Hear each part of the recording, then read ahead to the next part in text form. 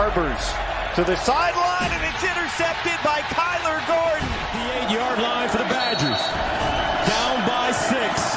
Drops back, floats it in the end zone, and it's intercepted. Brisker! Wow! Brisker! What a game! Penn State! Defense! Hooker looking to throw, looking left the whole way, first down. It's Velus Jones inside the 15, and Jones down the sideline will score a touchdown.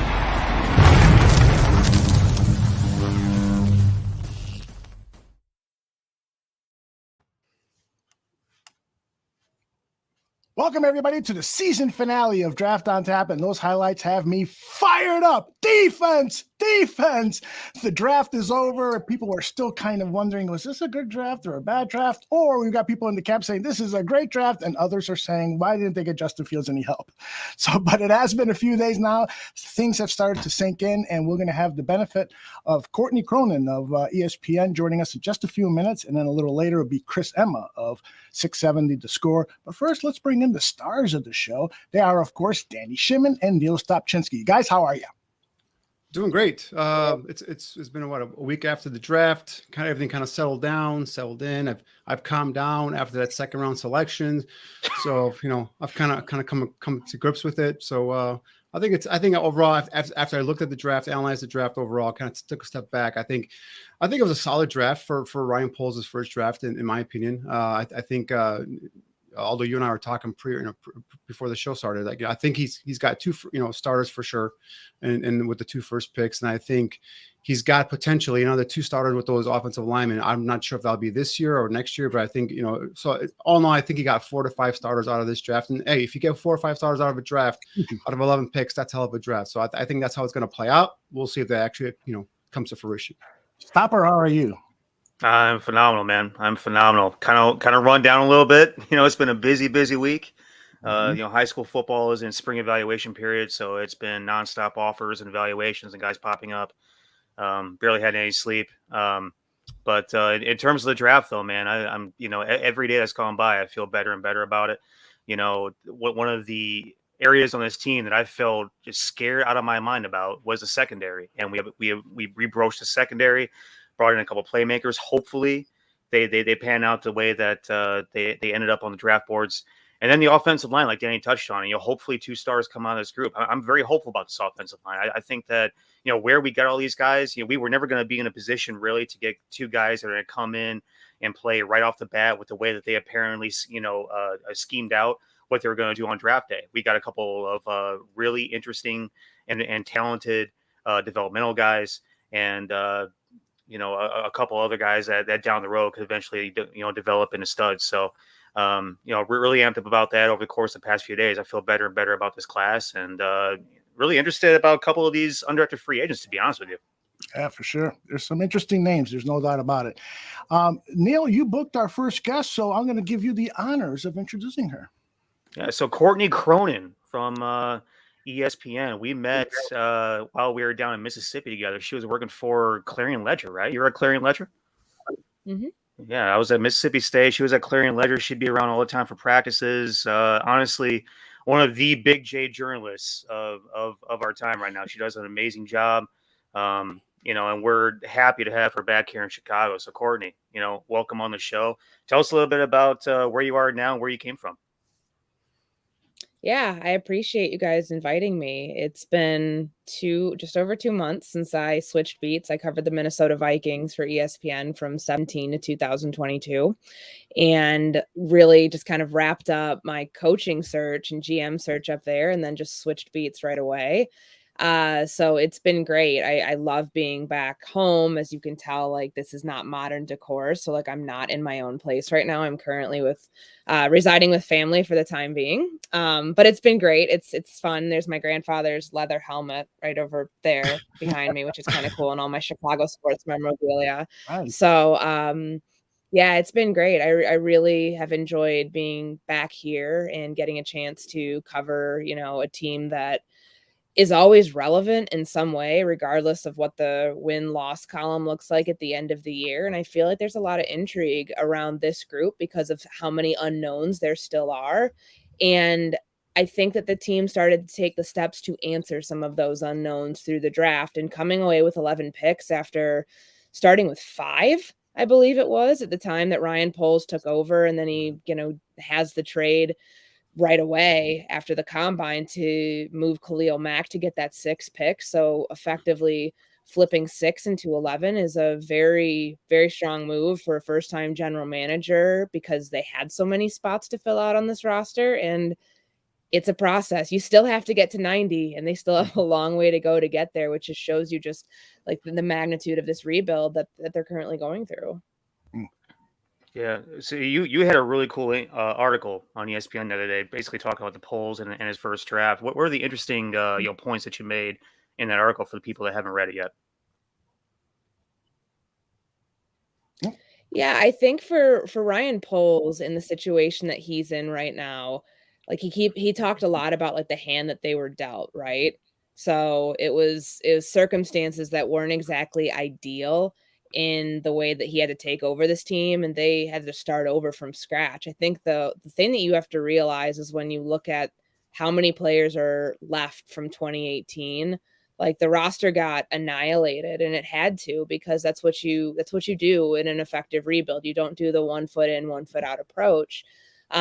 So the way that Poles has approached this draft, I know there are people who are not thrilled with the lack of weapons around Justin Fields, and that some things weren't addressed until maybe later than they would have liked. And when you look at the depth chart right now, just wondering what does this look like for day one? I think it's still too early to tell. But, my biggest takeaways were like what Neil had said, the secondary was a mess. It was a mess last season. Like, the fact is they gave up 31 passing touchdowns, and a cornerback was the nearest defender on 27 of those. That's awful. So getting Kyler Gordon, who was, underdrafted because he was supposed to be gone. If you look at Warren Sharp's draft chart that he does for every round, that's that's a big thing. And for them to get him a couple spots ahead of where they expect of. Sorry, my internet cut out there for a second. I hope you can still hear me. But, to get him a couple spots ahead of where they thought he was going to be, and, to get Jaquan Brisker as well, I think that was a smart move for this team. And I think that you could have gone so many different directions with the first day for Chicago, which was in day 2. But doubling down on defense, I asked Ryan Poles, was that a scenario that you guys ran through, and did that come up before? And he said that there are a few instances of it, but he was shocked when Kyler Gordon was available. I think that the thing that was interesting to me is that they ran through this scenario. There's a couple times that Gordon kept popping up, and he literally told his scouts, ignore it. Like that's just not, it's an outlier. Something's wrong with the system. It's not going to be like that on draft day. So when it was, that's a huge win, because this is someone who started opposite Trent McDuffie this past season. We knew about McDuffie potentially being a day 1 pick, which he was. We didn't know that much about Kyler Gordon. It was high athleticism, high ceiling, but very unfinished product. And he proved himself this year. Like, he was an absolute monster during the 2021 season, and to be drafted where he was, to potentially the value you get there. This is somebody who can, you always hear this, where can you play? Are you more comfortable in the slot? Are you more comfortable outside? Playing in the slot's really, really hard. And I think when you have a rookie who could actually live up to doing that, because you're directing traffic and you're weaving in and out of the defense. It's such a hard position to play. But you got value for somebody at 39 who could be opposite Jalen Johnson outside, or you have somebody at nickel, which is great. I think that's a really strong pick for the Bears, that they came away with that. Courtney, for me, what I found about Ryan Poles, especially after running his first draft, was a breath of fresh air. Because with Ryan Pace here, it was like pulling teeth trying to get any sort of information out of him. So I think, and I'm just curious, having covered the league for so many years, how was the Ryan Poles, after the draft experience? I found it refreshing. I thought he gave us a lot of good material about some of these players.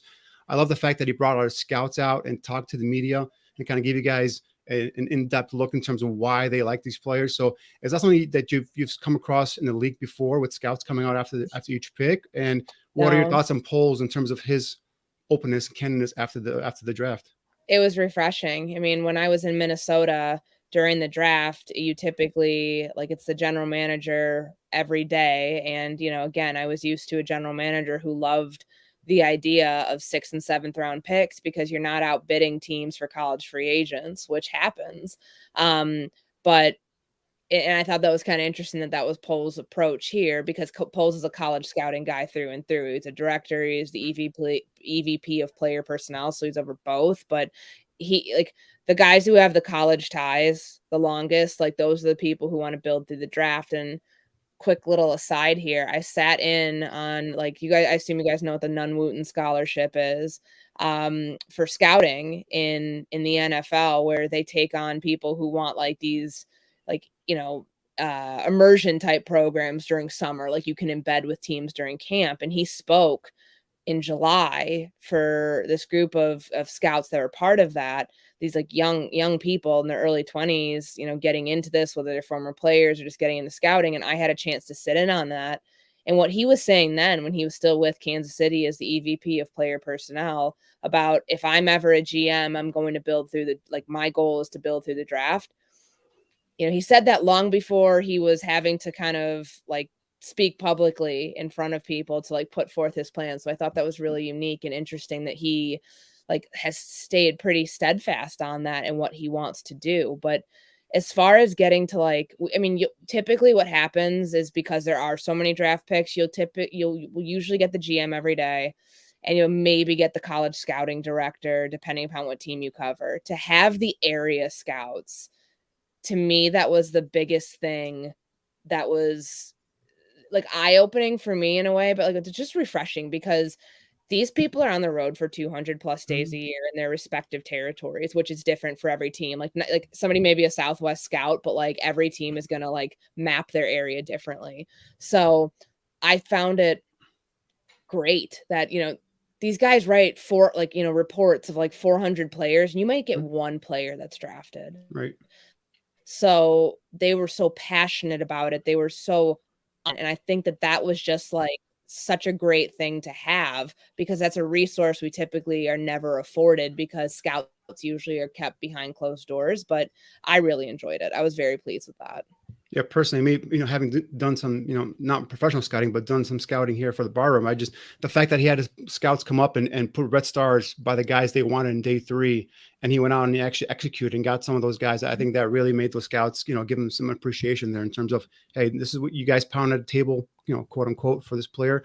We're going to go ahead and get him. So, speaking of the weapons, you mentioned earlier, not getting enough weapons for Justin Fields. I was one of the guys initially after that second round. I was like, what are we doing?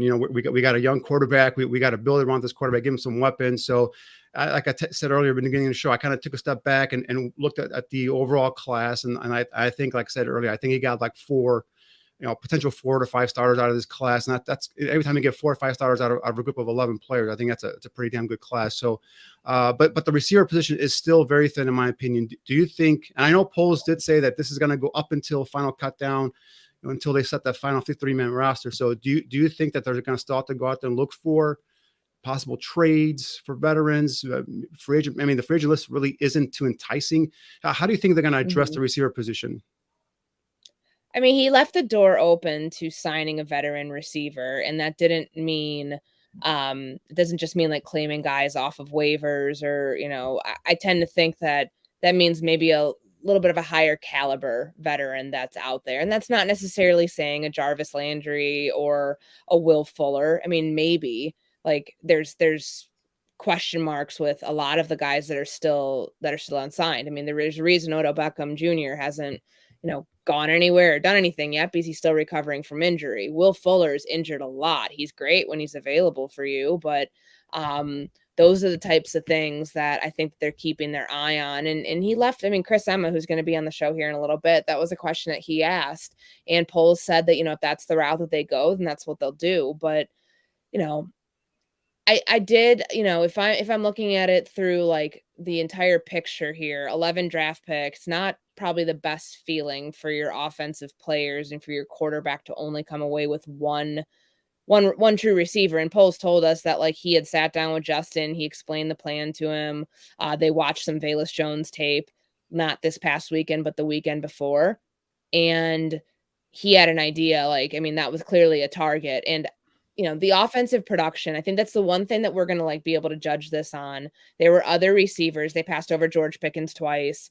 There were other receivers available at 71 that they could have drafted who would have had the more proven offensive numbers from college. Because I mean, Velus Jones was in college for 6 years. He didn't stick on the depth chart at USC, so he transferred, used the COVID year to his advantage. He's a 25-year-old rookie, and none of that's necessarily a knock, but like, the guy just started coming on as an offensive player, as a receiver in, the 2021 season. Now his yards after the catch, that's where he shines. He's averaging over 8 yards after, 8 yards after the catch. And that's great because he can break tackles. They're tantalized by speed clearly because he has 4.31 speed, and that's great. So you can put him a lot of places, and the return ability is huge with him too. It's like you always want more of those types of guys, but I just think that position is still incomplete where, if it's Mooney, if it's Pringle, and then Velus Jones, you probably want to, for your own comfort level, assuming that Cole Kmet isn't going to like be developing into Travis Kelce this year. He might be a very good tight end, and he's still going to get I think he's going to get a lot of red zone targets because Jimmy Graham's gone, but you still need another receiver, and just being able to bolster the pass catching corps, if you want to call it that, between, whatever, however that mix ends up becoming. Yeah. I mean, in terms of Velus, the thing about him is that he's been a late bloomer for life. Just as an aside, not as a question to Courtney, just like, speaking freely on Velus, he's been a late bloomer for life. I remember watching this kid in high school. He was a marginal prospect as a junior. He came on as a senior, really, and started, garnering all these offers. And really, a lot of them came late as well. And so, like, this is sort of like a trend for Velus, is that, he came on late in high school, he came on late in his college career, and now, we're going to see what he can do with the Bears. He's going to have, kind of 4 years to prove himself. The one thing that we do like about him is that, number one, he's got the elite speed. He's got, pretty solid hands. He's a rack monster, right? Yards after the catch, receiving after the catch, running after the catch, I should say. He transitions from wide receiver to running back flawlessly. And so those are the things that you like about him in that sense, is that, as an offensive weapon, he's what Ryan Poles wanted. They came in with a plan for him. They sat down with the quarterback, and they outlined a few guys that he would want to play with. Justin Fields said, "Yeah, this is a guy that I would like to play with." And so, this is a group effort here. This isn't just Poles. This isn't just Eberflus. This isn't just Fields. This is a group effort here on this kind of stuff. I'd hate to use the word collaboration because I know it's kind of like a 4-letter word for all of us here in Chicago right now. But it has been a sort of a collaborative effort to try and get, someone like Velus Jones here. Not necessarily that he was like the target, but someone like him in terms of position-specific versatility. Going a little bit, before the draft, Danny and I were talking the past couple of weeks on the previous shows about the pre-draft minicamp and how that's such a blessing for the staff. It's kind of written into the circumstance of having a new coach, where you get all this time before the draft to evaluate your roster, go through some practices, get these guys in the weight room, allow the players to get with the coaches to, become familiar, learn the offense, learn the defense, get familiar with the schemes, and, basically, gel a little bit together as a team. You were around for all this stuff, the pre-practice press conferences, the post-practice press conferences, during practice themselves. What stood out to you? Excuse me. What stood out to you as, the pre-draft minicamp went on? I mean, it was such a thin roster. I think at that point there were, so it was before they signed the 3 tryout guys. There were, like 61 players. Like it was a skeleton crew, and that's what you expect for a team that has so many needs and a lot of talent deficiencies across the board. This is their learning phase. And I know that that's kind of like the boring cliche thing, but this is literally what the spring is for. Like, you don't know what your roster looks like at this time. And of course, that third day where Fields had a pretty up and down day, he threw an interception. Just the timing with some of the receivers just wasn't great. It's a new offense. He's 23 years old. He's learning a different scheme here than what they ran last year, because it's an actual scheme. I mean, what Green Bay did, I think, is what you can expect the Bears to incorporate a lot of those philosophies. So what I came away with is realizing, the offensive line depth is, I still think, a pretty big glaring issue. Like, the switch of Borum and Jenkins, let's see if that sticks. It could just be a pre-training camp thing where they're testing them out. Maybe they go back to the positions they were at last year. Maybe, the reason that they flip-flop this year is because that's where they played in college, and Poles wanted to test that out. He's a former offensive lineman himself. It makes sense.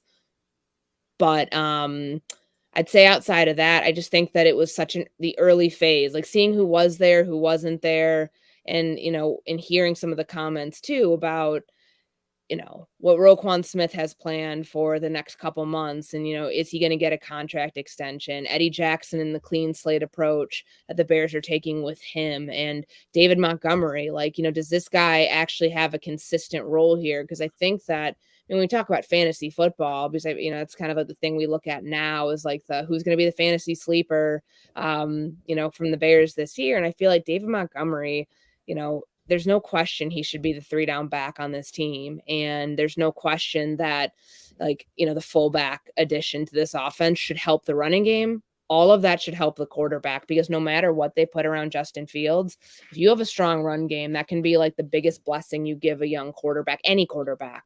Anybody who's not a scheme transcendent quarterback, they need a strong run game, because the defense is going to tee off on you every single time if they know that you're dropping back to pass.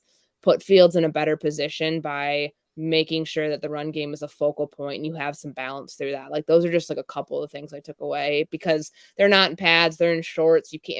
No one looks bad at this time of year. They might off at the, but you can't really truly walk away with a grade on, how anybody looked, in late April. Sure. Right. We kind of touched on there on the purging of the roster, if you will, and obviously after the draft they let go of Nick Foles. So are there any veterans left that they could possibly release after that in the coming months or weeks, you think? Not in the coming weeks, I wouldn't think. The only player, and there's some speculation about this in the pre-draft process and even leading into last week, is Robert Quinn. I think the ideal scenario, depending upon what happens with this team this year, I think that if we look through it realistically, realizing there are going to be some Super Bowl ready teams that might think that they need to go the Rams route and, halfway through the season, sign their version of Von Miller, find a pass rusher, add a veteran wide receiver. And if that ends up being, if Robert Quinn has a good year, up until the trade deadline, he might be a prime candidate to move and to get, some pretty decent trade value capital, some draft capital in the trade process. So we'll see. I don't think anything will happen right now, but that would be the name that I would throw out there. I don't think there's anybody else truly that would carry any sort of value right now. And plus you need players. I understand the idea of a rebuild and tearing things down to the studs. You still need to field a team that, is capable of playing against other NFL teams and other NFL talent. Who's going to rush the passer if he's not here? Right. So right. I think it's a big thing. See, and then, let's see if you kind of are on the same wavelength here with me, because I'm thinking what he's doing here, or at least Poles and Eberflus are doing here, is they're coming in, they're trying to set their culture up the first year. Yeah, they might take their bumps here and there, but I think they're setting themselves up for next offseason in terms of they're going to have all this dead cap money coming off the books. They're going to have a full boat in terms of draft capital. I think that's what they're doing. My only concern is you have a young potential franchise quarterback here that you have to develop. So how I don't know if you have any idea or what they're going to do and to kind of balance that, right? To kind of, set up yourself for next offseason, but yet also not get your franchise quarterback's confidence, killed here in the process. It's like a conundrum that they face, because, in focusing on defense first, which they needed to, you could kind of take your pick because there were so many needs. And that's the tough thing of staying true to your draft board, but also realizing, Justin Fields could be the most important draft pick this franchise has had in 50 years, and you don't want to mess that up. And if you kill this guy's confidence in year 2, you might ruin his career. So the hard thing I think this year in knowing that the talent around Fields, especially along the offensive line, and, I feel like they have some good receivers. Like, is it great quality? Like, do you have somebody that is going to be an absolute star outside of Mooney? And even then, I mean, the guy just he's, a young player. He just put together 1,000-yard season. Like, give it some time. There's going to be things that Fields has to work on this offseason to improve in spite of what's happening around him. And I think you can go back to what happened at Ohio State. Like, why was he so prolific? Because he's got guys like Chris Olave and these receivers who just like burn past corners and are always open. He had one of the best offensive lines in college in front of him. So of course he looked awesome. When reality hits and you go to the NFL, like, and everything's not perfect, you have to improve in spite of what's around of you. So I think a lot of that's going to be the confidence factor of, the theory that or the saying that covered in college football is open in the NFL. You got to learn how to throw your receivers open. And we've seen, he did the throwing sessions with Kmet. He did it with Mooney. More of that is going to only help his case, because the pass protection, and you cannot blame all the sacks on the offensive line last year. He holds onto the ball too long, and he knows that. There's things he can do this year to get better in spite of what's going on around him. But I also think that doing that without the pressure of winning games is the only way he can succeed. He can't go into this thinking, I got to win a ton of games, because it's just not realistic. You can't. He's not in the position to do that. So I think that there are technique things that he can work on this year that will be sustainable with or without improvement of your personnel around him. And speaking of the quarterback and Justin Fields and Ryan Poles, there's these reports or articles that come out that they're just questioning whether Poles is committed to Justin Fields. I know he didn't draft him, but I think he's committed to this kid, and I think he's going to try and build this team around him. Is that the kind of feeling you get as well, or how you read the story? Yeah, I've seen some of it. I think a lot of that is people looking at the roster and looking at like the depth chart and realizing that there's just not a ton of talent around Justin Fields. I don't know if it means he's gonna I don't believe that that's him hanging Fields out to dry. Like, yeah, is it the best situation that he's in right now? No, but if you take Ryan Poles at his word, and he's done everything that, this could all change. Like, everybody has patience right now because it's May, and patience has been like the buzzword that has been preached a lot. Let's see what happens if the team starts losing a lot of games. Is patience going to still be something that they're preaching? Is, we're trying to get, I think the thing that you look at here is like, is there a switch that gets flipped there and people start wanting to make knee-jerk moves? You hope not. But as far as Fields goes and the speculation that they're not sold on him, how can you not be sold on him yet? Because in a lot of ways, this is his rookie year. I personally think the same thing you're giving, like the same thing you're affording Trevor Lawrence. Granted, that was a far more toxic situation because of the head coaching situation in Jacksonville. We're all saying that 2022 is Trevor Lawrence's rookie year. I think Justin Fields deserves probably some of that same freedom to have a chance to start over here in an offense that, is predicated off play action, bootlegs, things that like legitimately help the quarterback. And you're not just like teeing off on somebody who's in the shotgun for 60% of plays. That's stupid. So I do think that there's ways for them to better support him, and there's still time. There's street free agents. So there's gonna be a bunch of post June 1 cuts. You can expect the team to be active at some point too with that, but it's not done yet. Like, the roster's not finalized on May 5th. Unfortunately, they're not playing games till September. So there is time for them to improve. And you kind of hope that they do add a couple more things. Because if you look at their like offensive line right now, and with no disrespect, like I covered Dakota Dozier in Minnesota.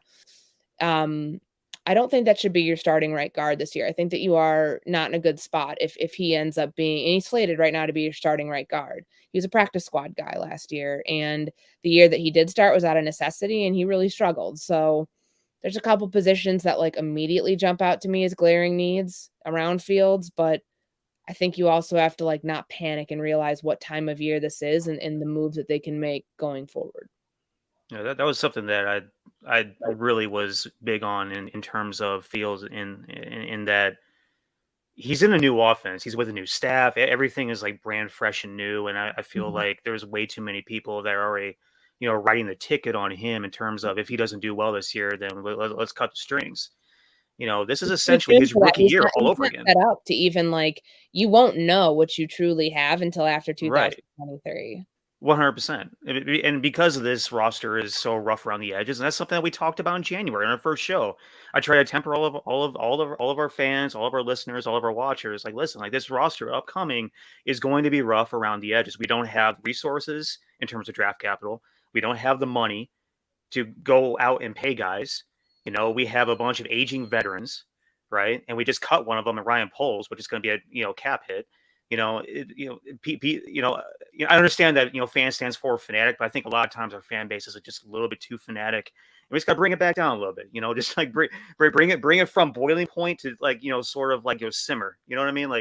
Those are the things that kind of drive me crazy every now and again. But, to sort of wrap things up. Number one, I do love the nostalgic Madden NBA Live 96 kicking on the back edge of the cabinet over there. That is phenomenal. Two of my favorite games when I was a kid. Before we let you go, for people that don't know, you did this amazing sort of day in the life thing with a really high profile basketball recruit named Malik Newman, which I thought was phenomenal when we were both in Mississippi. Any plans for doing anything like that with anyone in the Chicago Bears or that'd be great. That would be a really cool thing. I mean, I think the thing with Beyond the Game, and just a quick recap of what that was, their number one player in the class of 2015 just happened to be in our backyard when I was working in Jackson, Mississippi, and his family signed off on me kind of doing this all access. This is when I was a video journalist, this all access 3-year documentary. And the access is unprecedented when you have unfettered ability to get to these people and to have cameras around. And it was just me. It was I don't know if I could ever do that same sort of scale on a professional, with covering a professional team, just because these guys are so insulated. There's PR teams, there's everything around them. But I would love someday to be able to do another big thing like that, because that was an all-consuming 3-year project for me, and I really enjoyed that. Awesome. Courtney, you've been great. Before I let you go, tell us what you're working on right now and where can people follow you and follow your work.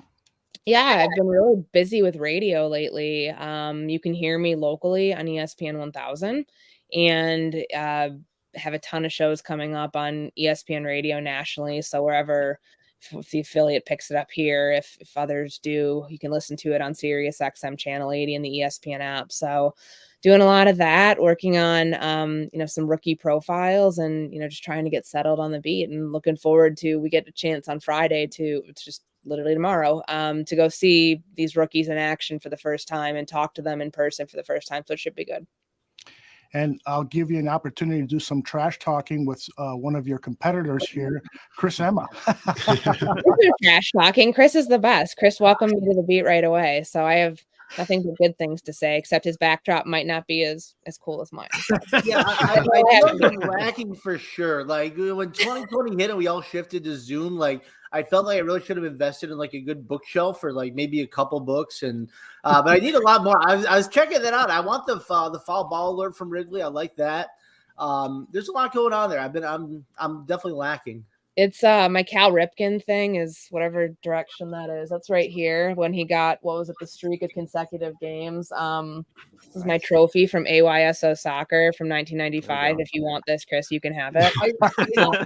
There's a Northwestern football for our good friend Kevin Fishbane if he wants this. I'm going to start pawning all this stuff off.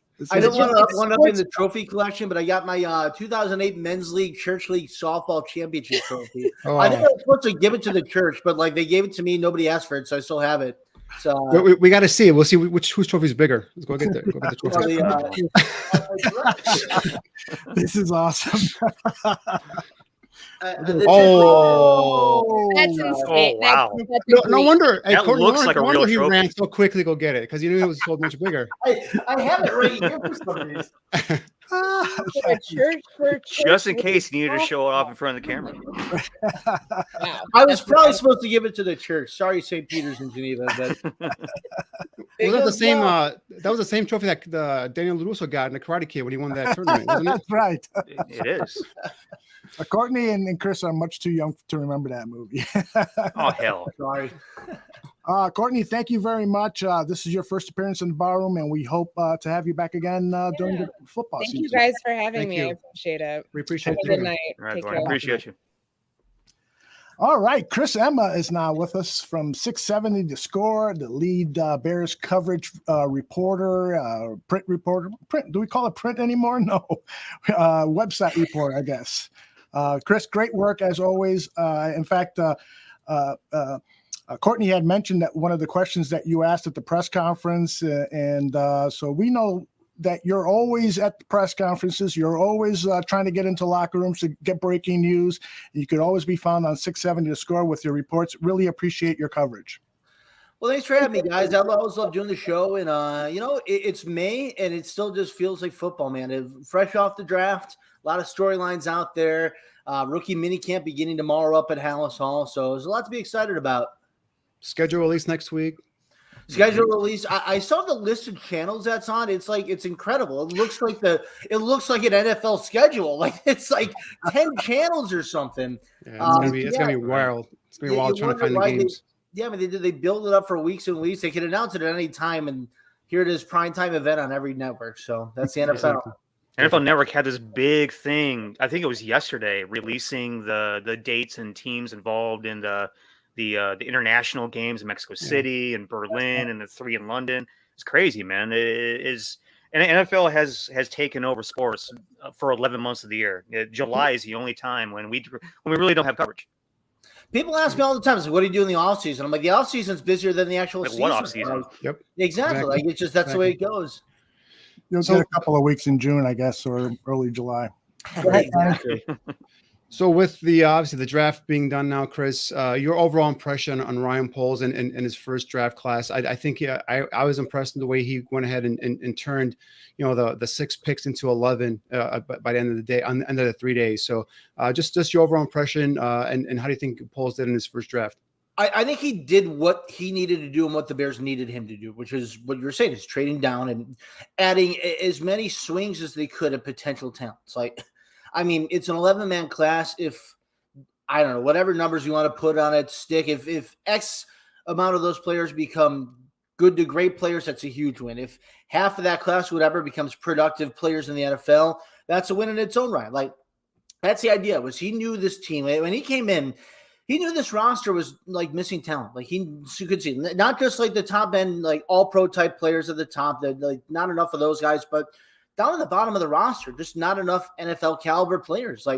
He wanted every crack he could to bring in talent and get his own guys into the building. And that's what he did with this draft. I thought he had a very productive draft. I thought that they'd be trading down. I'm not surprised at all with the way it went. I said probably 9 to 10. They even topped that. Look, I think it was a very successful draft in terms of both building, finding building blocks for the future. Those 2 guys in the second round in particular, but also a lot of guys you can see that upside on, and you hope you get some hits on those.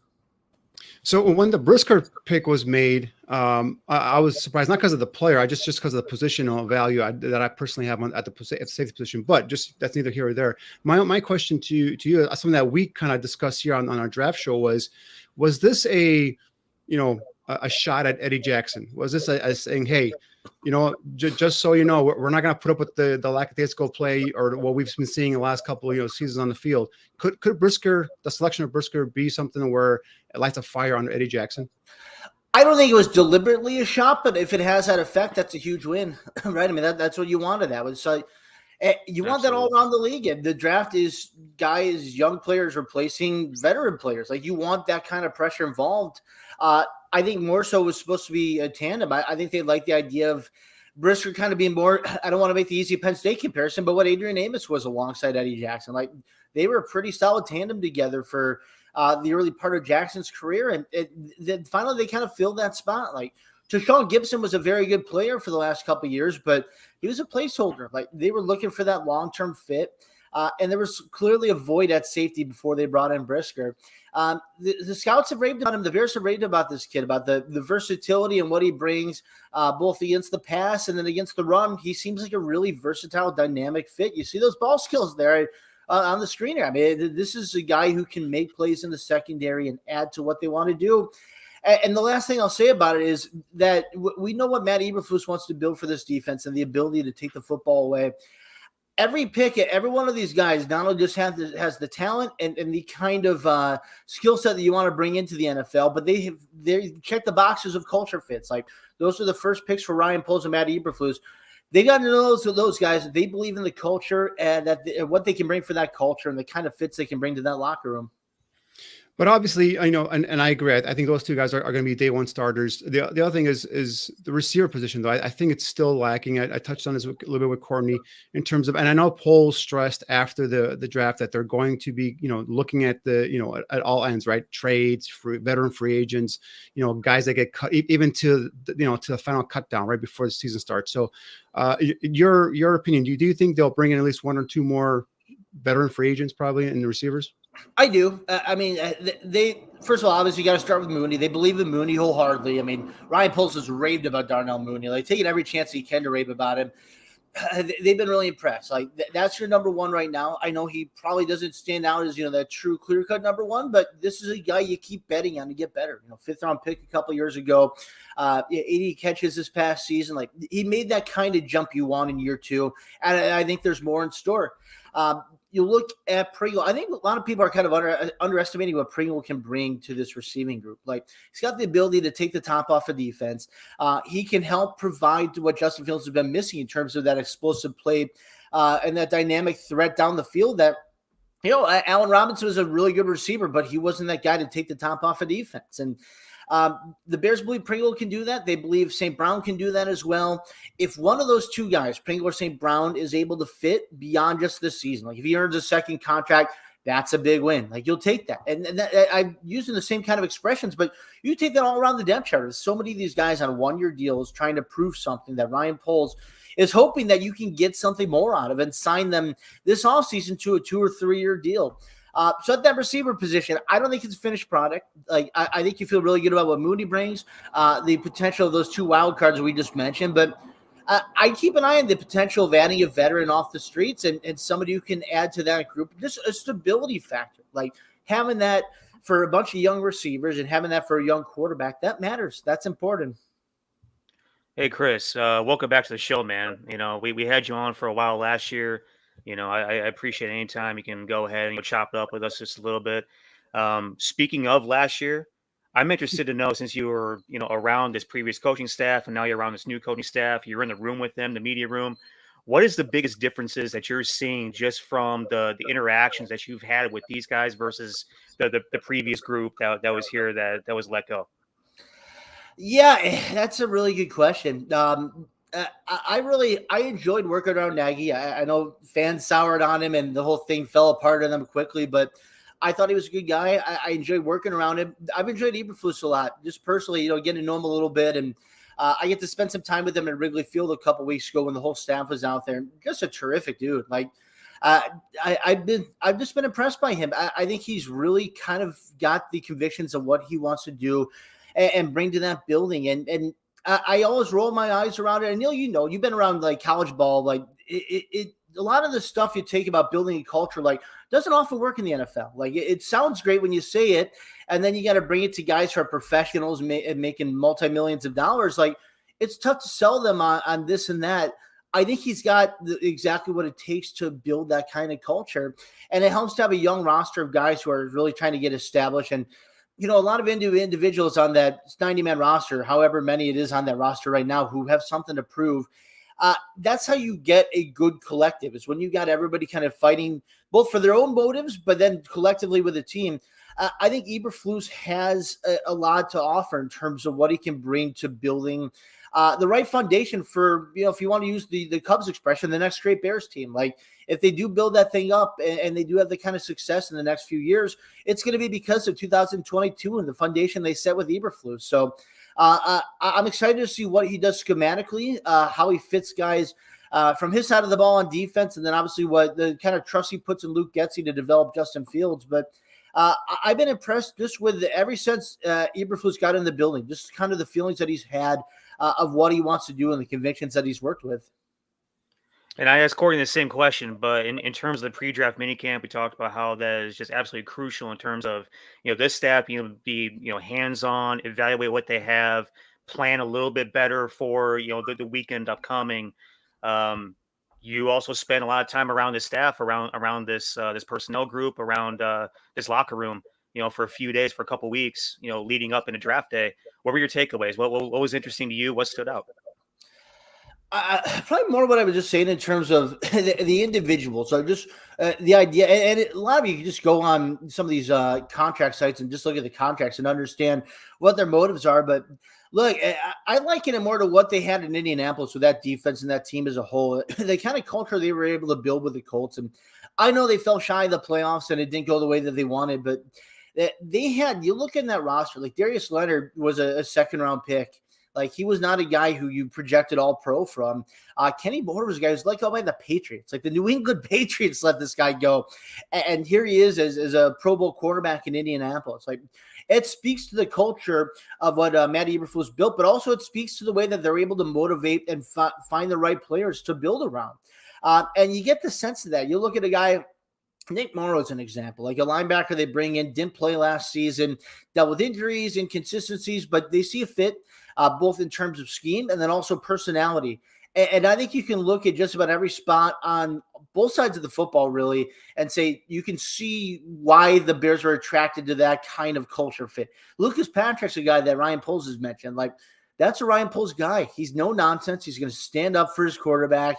He's going to play to the proverbial echo of the whistle. Like, they've added a lot of guys when you go through both free agency and the draft now, as we start to get to know some of these rookies who they feel fit what they want to do.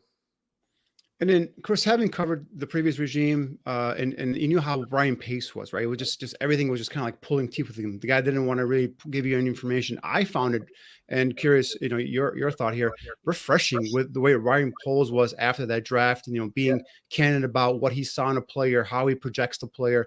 And I like the fact that and I don't think he did this is what done in the past. I like the fact that he brought out these scouts to speak to you guys and give you guys some insight in terms of what they saw while they scouted these players and all that stuff. So curious your thoughts on that. Look, Ryan Poles was a communications major at Boston College, and he sounds like it. He's so dang sharp, like just from like the way that he is able to convey what he wants to do, the way that he is able to articulate a plan, share personal stories. Like, it reminds me of Theo Epstein a lot, like from when Theo came in with the Cubs back in 2012, and he just had such a refreshing transparency of here's how we're going to do it, and this is what we want to do. I really admire the way that Ryan Poles has approached the job, both the front facing to the media, but also in terms of behind the scenes. Like, he's working with a clean slate. He was able, he's hired with the Bears, really wanted to bring him in and offering him the chance to build this thing of his own. Like, start fresh. You can clean house. You can trade a superstar like Mac. You can do whatever you need to do to build this roster up the right way. You got all the time, and he's acted accordingly. He's not had any arrogance whatsoever. He's approached this the right way. He's a really good, genuine dude too. He's really come across from the start. Like, take it back to that first press conference back in late January, and he was tearing up thinking about some of those memories of being in Kansas City and working really closely with a lot of those guys. And he wants to build that with the Bears. Like, he's got his front office now. He's starting to fill that out a little bit more. He's got the people around him that he believes in and trusts. And I really admired the way that he's approached this. And I think, frankly, too, if you're a fan, I think you want to hear from your GM. Like, a lot of people, when Pace one talks, say that's good, I don't care. Like, if you're a true fan and you care about your team, you want to hear the top football executive explain what he's doing. You don't want to see him hiding behind the door as his head coach is taking the blame, or you don't want to have the top executive hiding, because this is not an organization that's exactly mastered transparency and accountability. Like, and Matt Nagy was the one who was always standing before the organization the last 4 years. And it'll probably be more Eberflus than anybody else, because that's just the way the Bears have operated with this. But I admire from what we've been able to hear from Poles and getting to know him a little bit, just the person that's leading the Bears now. Just curious, real quick. Did he break some news by saying that there was a bedroom upstairs at House Hall? Because I don't think no one knew that. I've been able to do that tour. I was not aware of that. I guess it makes sense, right? I mean, those guys are working late nights. Yeah, I guess that's good. I like that one, though. I mean, look, that's a late night Friday night. They get their 3 draft picks. He's ready to burn the midnight oil and get ready for that Saturday. So I like that. Hey, I got to be honest, guys. When I spent 15 years in college football, there were a couple places where I went ahead and fashioned myself a little, lounge, napping spot underneath a couple desks. You know what I mean? Because burn that midnight oil. Sometimes you start dozing off. You want to go ahead and just like rest the eyes for about 10, 20, 30 minutes, and wake back up, get right back to it. I wouldn't be surprised if there was a bedroom upstairs at House. I really wouldn't. Yeah, he said, it's a good room. He said it's comfortable, so they got that going for them. I'm sure that was part of the renovation a couple years ago. Yeah, but the one thing you're talking about, the transparency of this new personnel department, Poles really laying out the plan, what he wants to do, how he's going to do it. On draft day, he stayed true to what was in the best interest of the Bears, not what was in the best interest of the fans, which a lot of times, these GMs that adhere to making the fans happy, trying to please everybody, ends up getting them fired. Thing about it is, I love how, like we were talking about with this Courtney a little bit. I love how Poles gave his personnel staff essentially freedom of speech, gave them the First Amendment. Speak up. We're going to put a red dot next to the guys that you like. We're going to send you down to the media guys to let them. And you posted a couple things during the draft weekend, quotes from some of the area scouts or national scouts or whatever they were, about their thoughts on the particular draft picks, which I thought was amazing. And I thought that in the previous years that was very muted. I tried to get a couple of guys like statements on the record. And they said, well, the administration probably wouldn't be too fond of that particular idea. I've always felt the personnel staff in House Hall was pretty solid. We've seen some moves shake up in the past few days. And a couple guys elevated to premier spots, basically number 3 spots in the organization, code number 3s. I'm interested if you have your ear to the grindstone better than both of us on the show. Is there anything that you're hearing coming down the pipe in terms of the personnel staff that's going to be changed? Guys let go, guys being brought in. Anything that stands out to you? I'm curious what's next for the sports science staff to answer that question. Jen Gibson was somebody who's holdover from the previous staff. They brought in a new boss for her in Brent Salazar, who really accomplished a guy in that field, and they get really reshaping that staff. So I'm curious. Andre Tucker's another one who's been their athletic trainer for the last several years. That might be where you get your next changes, if at all, but they haven't done it yet. They got through the draft on that. So we'll see if that staff has any changes or not. To your initial point, Neil, I completely agree. And it comes back to the fact that Ryan Poles was a scout. He cut his teeth in that business. He understands what those guys do, the work they all put in, because he was elevated throughout Kansas City's organization to being one of the top guys next to Brent Veach, and now he's the top guy in Chicago. I like the fact that he put so much faith in those scouts where, he talked about it like the days leading up to the draft. He set up anonymous polls. They're all on their cell phone and dialing in. Okay, I want you to list your top 5, 10, whatever it is, prospects at this position. And they put it up. They ran the polls. It ran through the computers, went up to the screen. And he said the idea was to kind of form a consensus without groupthink, where it's not raise your hand and everybody's kind of looking around the room. Everybody's doing it anonymously and combining their thoughts. And he put that kind of faith in his team. He talked about it day 3 when they got into that draft room. And he said, all right, guys, I want you to give me 3 players who you have a conviction on, 3 guys who you're going to be pounding the table for that we need to get. And they all put their names down. They put stars next to their names. And that was a good majority, as he said, of the players who were drafted on day 3. He understands it. These guys work long hours. They travel thousands and thousands of miles. The work that these scouts put in ahead of the draft, Ryan Poles would feel like it's wrong, or any other general manager really would be wrong to be jumping over their authority. If I watched the tape on this guy, I don't care what you guys saw, over 3 or 4 games of watching the Jaquan Brisker and seeing at his pro day and every talk you've had with the scouts. I saw this. I'm right. You're wrong. I like the fact that he put his faith in those scouts, and even a couple scouts he knew weren't going to be coming back on that staff. he still put his faith in them. Like Chris Prescott was a guy who scouted Jaquan Brisker. I don't think Chris Prescott was coming back on that staff regardless of what he said afterwards. And I knew made headlines, but like, I like the fact that Ryan Poles knows his scouts. He trusts them, even if he didn't want to keep them around for like and get his own guys in. He trusts them. He put that faith in them, and they executed a process accordingly. So what you're hearing is that what he said definitely didn't have anything to do with him being let go. I don't believe he was let go because of that. I think he was there were changes that were coming regardless. That was what I was hearing all along. Mark Sadowski was obviously the bigger name as the director of college scouting, and he'd been there since 2005. So he was let go. There's still a chance for some more of these scouts to be let go. It's only those two, and then Bobby Macedo, who was scouting coordinator for a number of years, I believe since 2012. So they had that kind of turnover there. There's always a chance for more. And, this is the start of the new scouting cycle, so they'll start getting some new names in as well. Yeah, so just touch on real quick, Dan. I'm sorry to interrupt you. Just to touch on that real quick. Sadowski and Prescott were two guys that every year that I was at Mississippi State, both those guys came in and made pit stops, down in our program. And, and they're doing cross references, right? All they're doing is doing cross references. The area guy down there was Brett Ackley. He's phenomenal. Chris Prescott came in. Mark Sadowski came in. Great human beings, did a phenomenal job scouting, asked all the right questions. That I keep saying ad nauseum how great that scouting staff was over the course of the years that I've gotten to know all those guys. They did a phenomenal job doing the right evaluations and putting the right things down on paper, putting the right information into the administration to be able to make the kind of decisions that we've seen over the past few years, getting the right guys into the building. And that's why I think it's important that there's a little bit of continuity to where like you don't let too many people go, but if you are going to make some changes, you better make sure they're the right ones.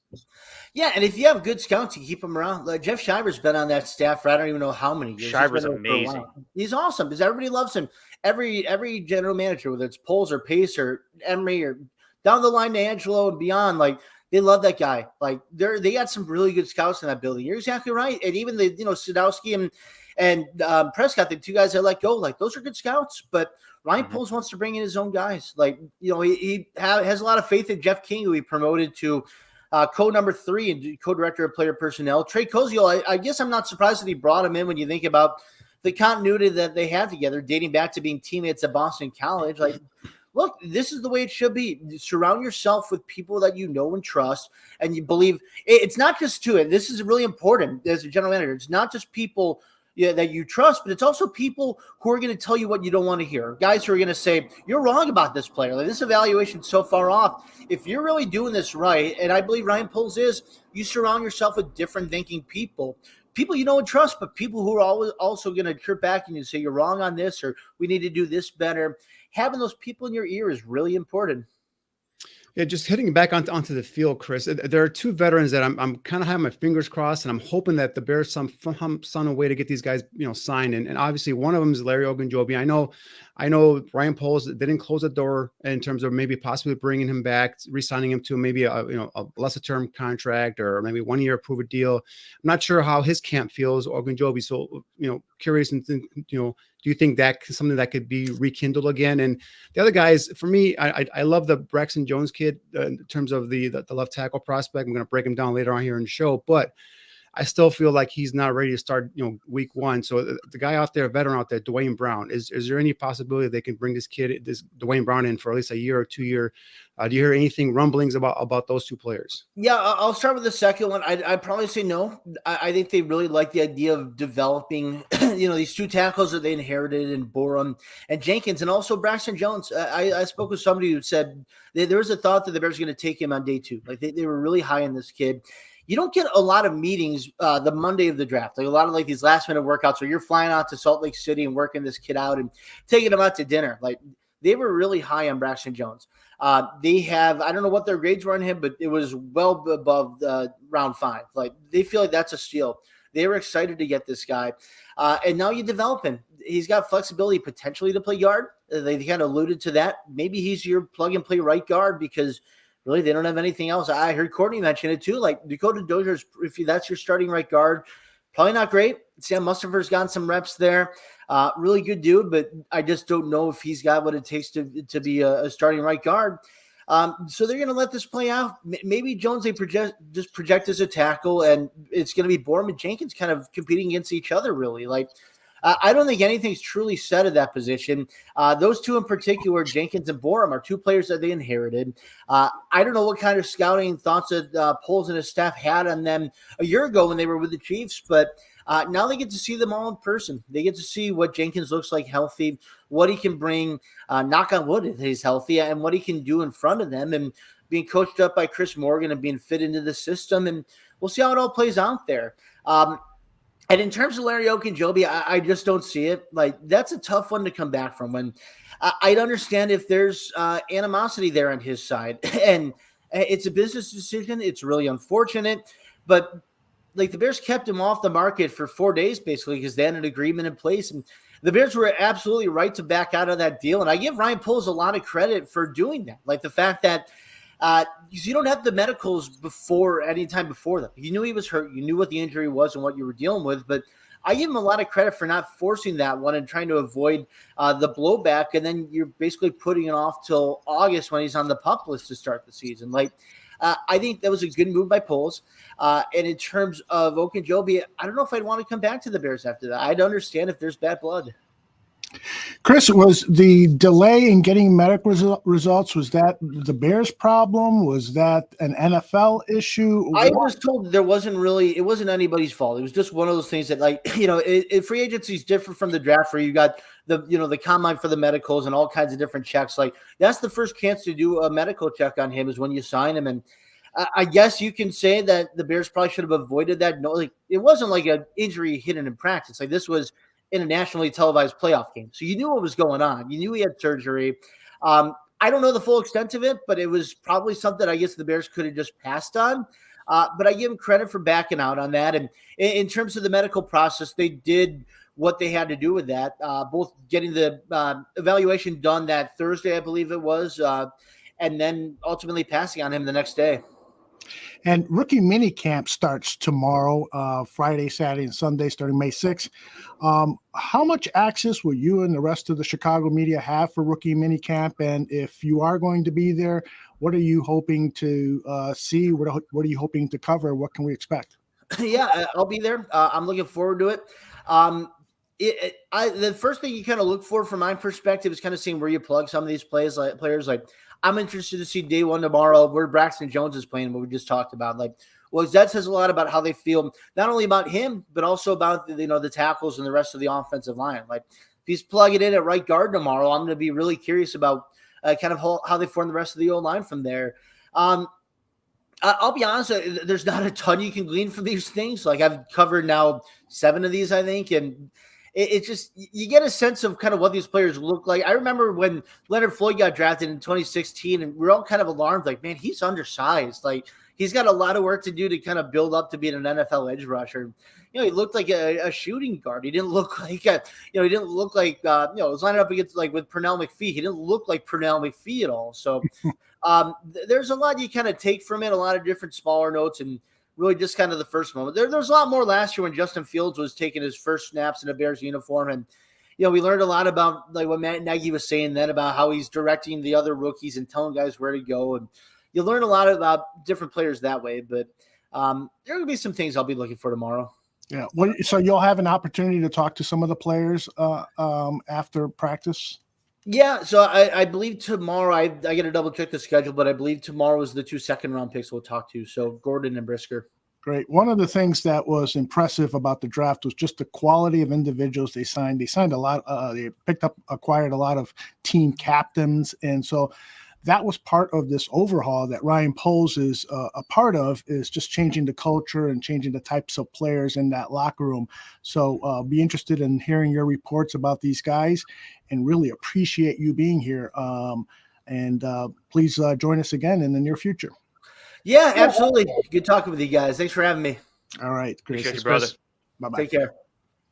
Chris Emma, 670 to score. I should have asked him to plug something. Darn it, I screwed that up. But I can tell you that he's over at 670 to score Sports Radio, and he is their feature writer on all things Chicago Bears. He is excellent. Last time I saw him was at Wrigley Field And he's just such an amiable person. You stop him, talk a little sports, take a picture with him. He's a really good guy. Thanks for bringing him on, Neil. Yeah, absolutely. Great dude. I think I met him when I was up here at Northwestern working under Fitz for the 5 years that I was here. And, again, kind of like Jorley, big J journalist, man. Like he does his job. He does it to a really high level. He's both of these two that we brought on tonight are not the types that get wrapped up in the nonsense and the bullshit and try to peddle things that are all hyperbole. Like they're very much based in reality. They're down to earth human beings, great to share beers with and have some good times with. I actually spent a night on Chris Emma's couch one night. We got pretty hammered at Sluggers. That was a long time ago, but it was good stuff. Good times, man. He's a great dude. And neither one of these guys are going to be running articles saying that Ryan Poles is now behind Justin Fields. That Justin Fields is not his quarterback. I see those articles. It drives me nuts. It drives me crazy. Oh my goodness! Right. I mean, we all know the importance economically of clickbait for people, but when they stretch it out to the absurd, I refuse to visit any of these sites. I get sent a lot of material from these sites. Hey, what do you think about that? And tell me what you read in there, because I just won't click it. I won't do it. And the one thing that you and I, all of us discussed last week was do you think Justin Fields has a say in terms of the Bears draft and all that? And I was like, no, it's too early. He hasn't proven himself yet, and maybe in the future. Well, sure enough, after the draft, after those second round picks, or those second and third round picks, Ryan Poles comes on and says, Justin and I sat down and we watched film of receivers and he saw film of Velus Jones, and he was, he liked the fact that he could be thrown to this guy. So right there, if that doesn't tell you, he's bringing this kid, and he says, he's my quarterback and he's going to be pulling the trigger on these, and I want him to his input on some of these players. So it's like, if that's not enough and you're still writing these articles, I'm not sure what else is going to have to be said and done here. Yeah, there's one guy that's out in LA. I'm not sure if he was around for the Times or for the Who Gives a F, Picayune or whatever the hell. But talking about how the indication that something showed that Justin Fields was not going to be the guy next year, or I'm just thinking to myself, like, what gives you the inclination that you have any business speaking on this issue? You're all the way out in LA. You have no connection to the issue whatsoever. It's that type of stuff. You just see it on social media and it drives you crazy. Like, people just cannot get enough of putting stuff out there for the sake of being controversial. Mm-hmm. Trying to drive clicks. It's, as Joe says, it's all about the clickbait. That's it's all about the click. Oh, no. All right. I'm glad you left that for the last show of the year, although.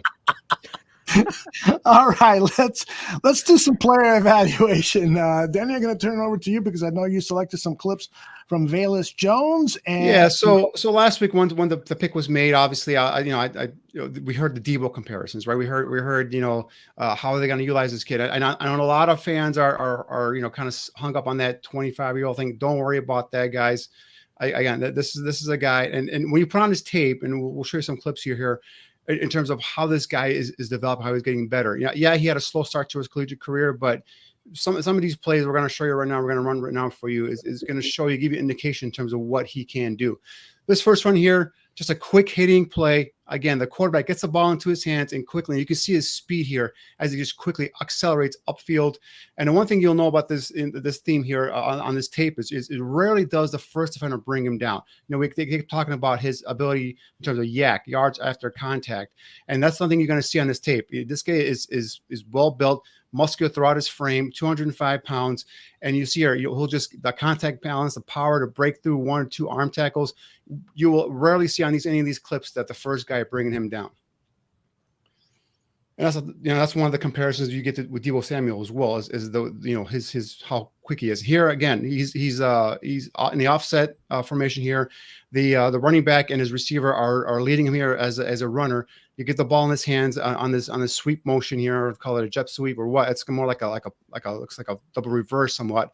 But again, just an example of get the ball in this kid's hands and let him do his thing. And you can see here he's pointing out to his blockers who to block, who to get. Okay. And look at the end here. He's aggressive and he's agitated because he wants to get more yards. And that's the thing thing is where you get some of these Deebo comparisons is the way he runs with the football and understands how angry he is. So this one here, this next clip, the first thing you look at the cushion that DB gives him. And that's because of that speed, that they fear that speed. And here he does a nice route as he gets a corner to go ahead and open up his hips to the outside. He then stems him inside, catches the ball at full speed, and of course manages to pick up again 6 or 7 yards after contact. So this is what I'm expecting to see here from this kid, going forward is this ability to, defenders are going to back up. They're going to give him that cushion, and they're going to, allow him to go and eat up that chunk and then make some plays here in front of them. So again, this next clip here, clip 4, we're talking here about just a simple out route to the flat here. Again, catches it. All he needs is just a little bit of blocking, and he does the rest as he just bursts upfield into the end zone. Again, a minor thing here, but just look at the tail end of this run, guys. See him cover up that ball and protect that ball when he feels contact coming. Scouts and coaches notice that, and they love that. They note that too. So the ball protection is important to him, and he knows that whenever that contact's coming, you got to cover up and get into the end zone and make that touchdown. So again, just a simple flat route.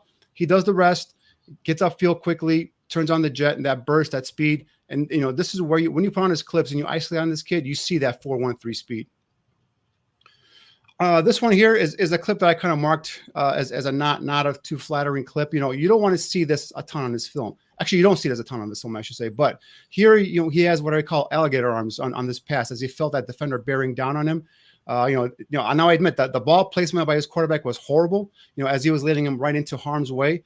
But, you can't just put those kind of plays or those kind of attempts on tape here. So that's one thing that I didn't like about him in this particular play here, where he kind of, pulled back and alligator armed that pass, though. But again, you don't see a lot of these on his clips, though. Yeah, I got to tell you, though.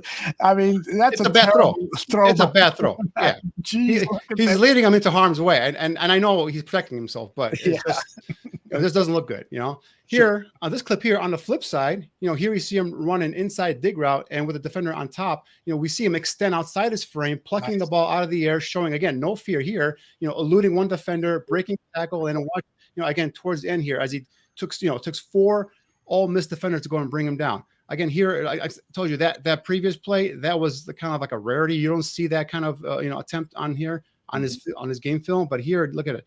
Stretches out, knows the defender's coming. But again, guys, notice 4 defenders to bring him down. And that's why they kept talking about his ability in terms of yards after contact. So you see it on his tape here. This clip here, again, we see a glimpse here of how effective he can be in the slot. It, explodes into his route. A jab step to the outside, gets the corner to bite. Jones then crosses his face mask and is open down the seam.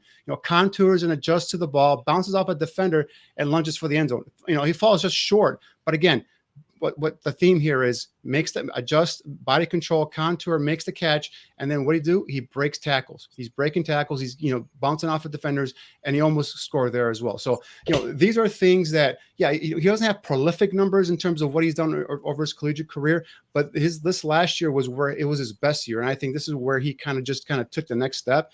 And I think what the Bears, what we've heard so far after the draft was, they took him with a plan. They didn't just take him to take him. They said, we knew this guy, his strengths and his weaknesses, and where we're going to go ahead and let him kind of just grow in front of our eyes. Same thing with Deebo Samuel. Deebo came out of South Carolina as a very talented guy, very talented kid with good speed and a lot of gusto, a lot of guts, in terms of, after the catch and all that stuff. And what Shanahan has done with him is get him in a position to get the ball in his hands, whether it's out of the backfield, whether it's on slip screens, bubble screens, or passes down the field. So I think that's a vision that they might have here in terms of something similar with what they could use Velus Jones here at. So again, and this doesn't even touch about his ability as a punt returner and a kick returner as well. So I'm real excited in terms of see what their plan is and how it comes to fruition here, and what Luke Getsy does with this kid. But again, a lot of people were knocking this pick initially, but I like I said on draft day, give it a chance.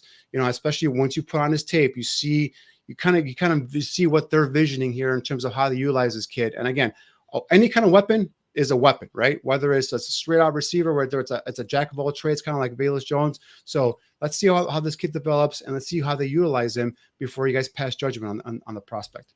And Ryan Poles was the one who made the initial, not comparison, but did bring up Deebo Samuel's name. And Danny, you were comparing him to Deebo, were you? No, I'm saying they're going to be using him like Deebo. You know, not Matt saying he's Nagy's going the to. one that did the Deebo comp.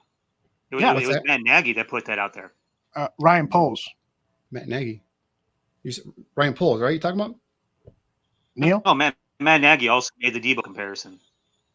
Matt Nagy. Or Jim Nagy. I'm sorry. Jim Nagy. Jesus. Oh, okay. Oh, okay. Sorry. I'm like, I was lost for words there. I'm like, Matt Nagy got fired, right? We talk about Matt Nagy so damn much on the show that at this point it's just like a Freudian slip. But yeah, Jim Nagy was talking about that on Twitter the other day. He actually had a soundbite of him on a show comparing him to Deebo Samuel, how I have that he can be used in this system and how the Colts has a plan. Let me interrupt you a second. I have that clip.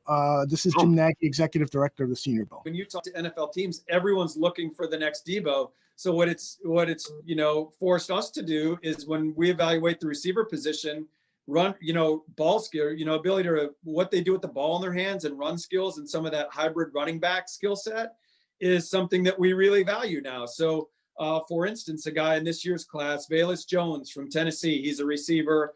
He's a very good returner. He averaged over 16 a punt this year at Tennessee. He's a guy that before the season started, Velus is a hometown Mobile guy, but he probably wouldn't have been. And I was honest with Velus when we invited him, a year ago, you probably wouldn't have been in the game. One, he took a nice jump. But two, the league's looking for guys like that. They're looking for guys that, are strong and powerful and good with the ball in their hands. So yeah, it's certainly changed the way we look at what we're doing. All our job is to get players the NFL wants. And right now the NFL, everyone wants to find the next Deebo Samuel. So yeah, you're seeing different things stressed at different position groups. So that's where it came from. And then Ryan Poles brought it up in the press conference, and now we're bringing it up here and you can see it when you watch his tape. And those just a handful of clips I just pulled out here, but you watch 3 or 4 of his claims, you see the ball in his hands, whether it's on those slip screens, bubble screens, quick throws in a flat, jet sweeps, just get the ball in his hands and let him do his thing. So, and again, this kid's ability or his calling card is going to be his speed, his burst, and his ability to break tackles with that contact balance and contact power. So again, I'm not saying he's going to be Deebo Samuel, but I think they're going to be utilized. He's going to be utilized the same way as Deebo Samuel has been utilized. Yeah, that's the important thing to me is that there is the position versatility that you get with a guy like Velus Jones, a guy that can be a receiver, transition very quickly to running back. You can attribute the term yak to him and also rack to him, running after contact and yards after contact, because he acts like a receiver and he acts like a running back all at the same time. After he catches the football, he transitions very quickly into the running back role, and he picks up a lot of yards after contact. He breaks through easy tackles, and he's a tough kid. He's a physical player. And the other thing about it is that, like we were talking about their 2 previous guests earlier, is that the guys have a plan for this kid. They sat down with Justin Fields and they earmarked about a handful of players that Justin Fields said, yeah, I want to play with this guy. They brought him in. They know exactly how they're going to use him. There isn't going to be much of a learning curve because they're probably going to do a lot of similar stuff that Tennessee did with him, during his last year there. But, those are the 2 takeaways I have on that. I think the kid's, really interesting, and we'll just see what happens. Again, rookie minicamp starts tomorrow. And then we got, in a couple weeks here, OTAs begin. And that's really when we'll start to see, these rookies get together with these veterans and see how this stuff shakes out. I do agree with Jordan here. And some of the tape that I have seen that Velus doesn't always play to that 4.31 speed. I've seen him get caught from behind a little bit on some of these clips. Have you guys seen that too? In terms of, I didn't read the comment. What do you say? Jordan is saying that he doesn't play like he has 4.31 speed, and that there are times he gets caught from behind. And I've seen that as well with some of the tape I looked at. Well, I mean, when I watch his tape, those couple of clips right there, you see the speed in terms of the burst, the acceleration into the end zone. Now, there are not a lot of go routes. There are a couple of times you see him run just by a corner or DB, but just kind of limited in terms of his route tree. But you see that big cushion that these DBs are giving him. They're giving him a cushion for a reason. They're not giving him a cushion because they're not scared of him, but giving that cushion for that, some of that speed, some of that element of fear that he brings to them. So whether he runs 4.31 or he runs a 4.40, the kid is fast, and you cannot deny that. If you watch his tape, you watch not just highlights, but you watch multiple games of him, you'll see some of that burst acceleration as he gets down upfield and gets past defenders. You also see, during those clips that you put up there, Danny, you'll see the way that he runs his routes. His footwork is very smooth. There's a Quick lot of feet, really there's quick feet. very little wasted motion at the beginning of the route, at the top of the route. He's got juice. He's got sharp cuts. There's not a whole lot there that allows the DB a chance to recover if he gets out of position whatsoever. And so, in terms of guys, we talk about play speed all the time, right? We talk about play speed, how guys play versus what the 40 time is. This kid, we know he's fast, but also his play speed in terms of how he runs his routes allows him to get separation quickly, because at the top of the routes, there isn't a whole lot of dancing. Way too many of these guys that are either raw route runners or just way too, selfish with the way they play the game. They'll dance out at the top of the route, and they'll end up putting themselves at a disadvantage, allowing the cornerback or the down nickel to be able to catch up if they're out of position and defend the pass. I think that's also really important when you're talking about a guy like Velus, in that, he doesn't look. I understand, Jordan, what you're saying. There's times in one of these clips it looked like he gets kind of caught.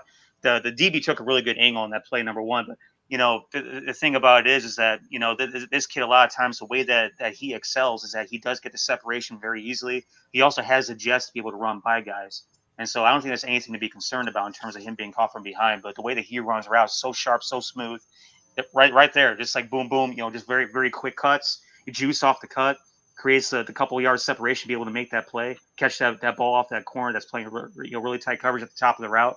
And again, because he made that quick cut right there, because it was just a little two-step deal, that corner Velus went ahead and turned around 360, didn't have an opportunity to use his recovery ability and catch up and bat that ball down. And for me, he's still developing as a route runner. I mean, he can still get better, but you see that quick feet at the top of his route to be able to jab step and stem and cross the face of a defender. That's quickness, that's speed, that's all that, incorporate into one. So, I think this is a kid, maybe he does not run a 4.4, a 4.31 in his full uniform or whatnot, but he's still plenty fast enough. I mean, I don't think he's going to be running a 4.5 or 4.6 on Sundays. That's for sure. In his uniform. The concerns about his age, there shouldn't be any concerns about his age. No, At 25 years old, he will be a Chicago Bear for the next 4 years. Being 25 doesn't mean that he is a liability.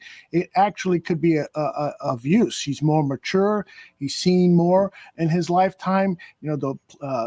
Neil, in one of our last shows, talked about the length of careers for wide receivers. And if this guy turns out to be a godsend, then he'll be with the Chicago Bears for at least 5 years, because they can put the franchise tag on him after they sign him to a 4-year contract.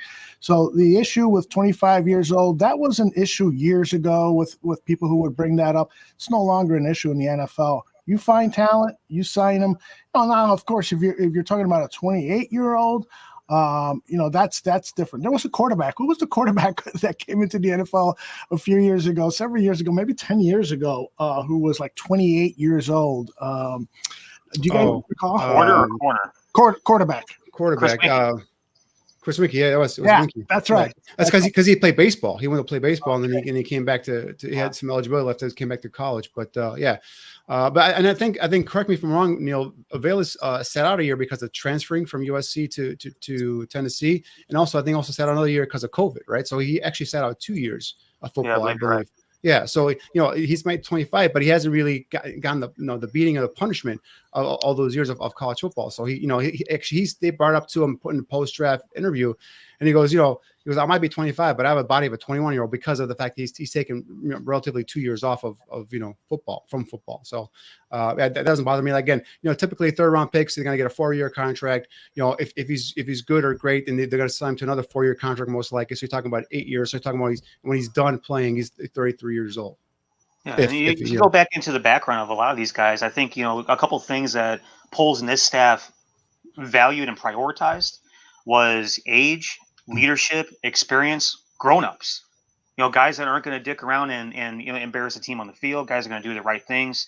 Guys that are going to be into the playbook. Football junkie, type dudes. Like you hear that term thrown around, football junkie, film junkie, whatever the case may be. They value that kind of stuff. And if you look through all these backgrounds, especially with these undrafted free agents, you had a bunch of guys that were on the Van Wilder plan. Man, they were there for like 7-8 years.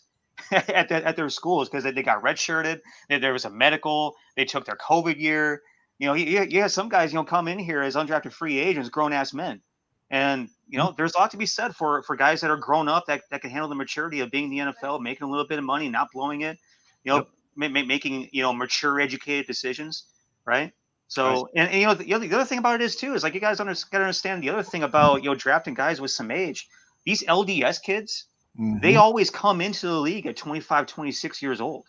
All you know, specifically all the BYU kids, but all the other kids that have that background, that do the Mormon mission, they come back, they play for, you know, 3 or 4 years, they get drafted at about the same age as Velus.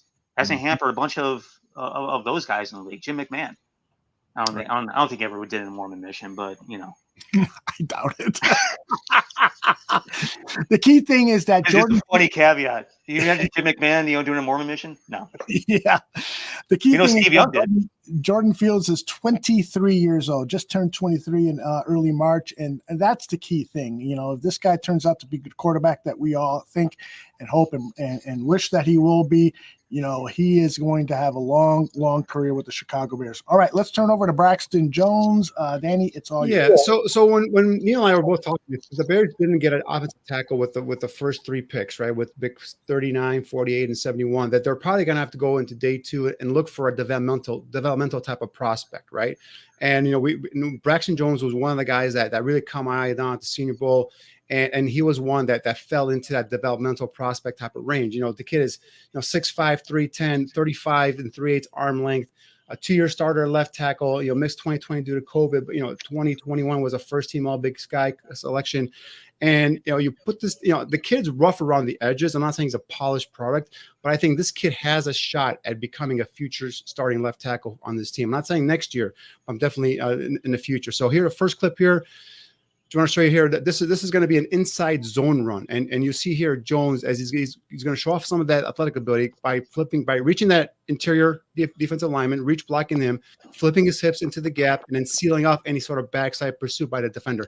Again, in this zone scheme, you're going to see a lot of this stuff, guys. Inside zone, outside zone. You know your offensive lineman got to be able to do reach blocks, which is you know, reach 2-3 yards to the interior defender, get your hips and your feet into that gap and block off any sort of backside pursuit. And you see some of that athletic ability here with Braxton Jones in this very first clip.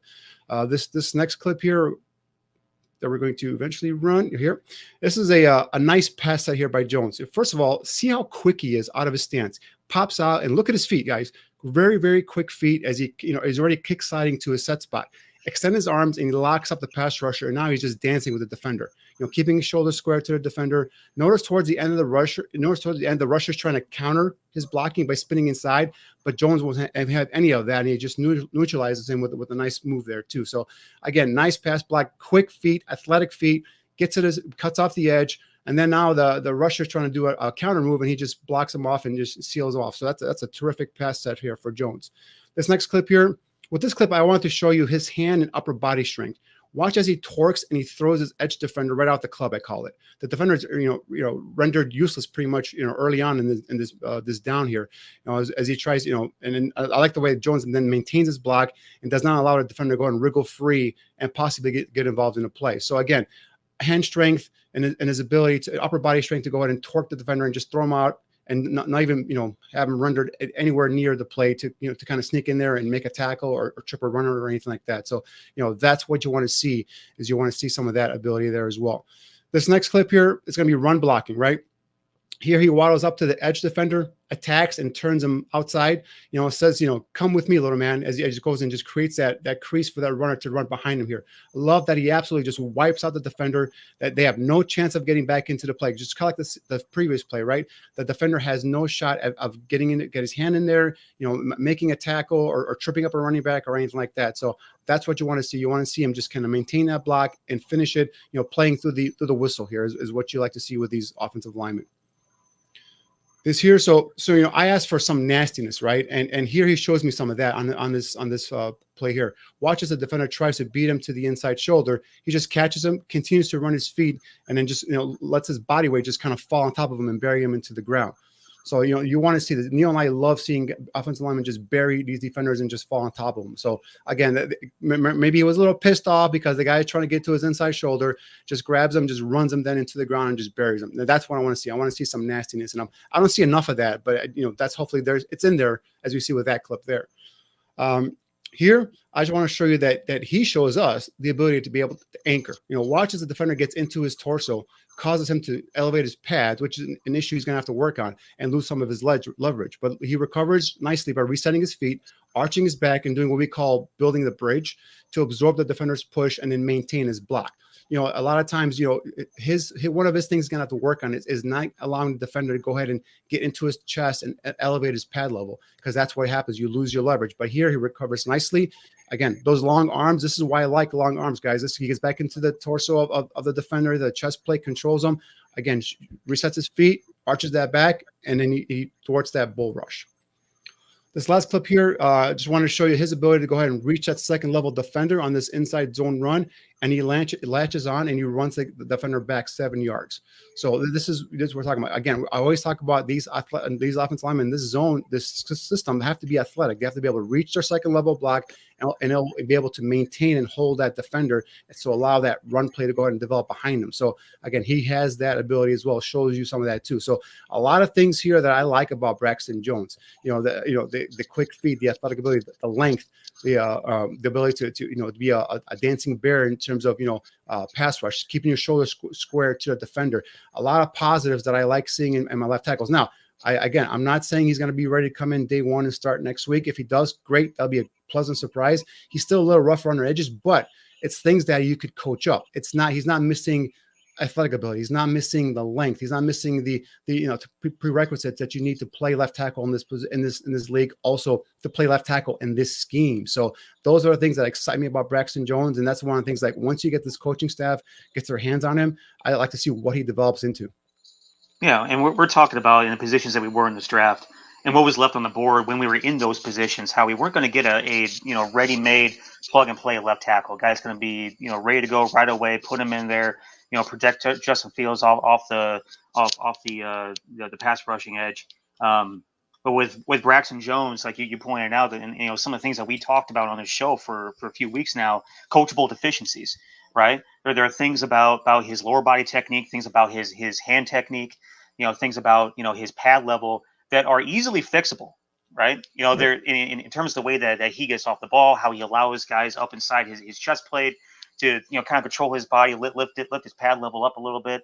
Those are all things that are coachable. The thing I love about him is that you touched on it, the popcorn feet, his ability to move laterally, the athletic ability in space, and he does have that nastiness inside him. We saw in the one play where he buried the guy, but you didn't even touch on the I think it was clip 3, the violence of his hands. How he took his right hand, just smacked that guy down to the ground. Yep.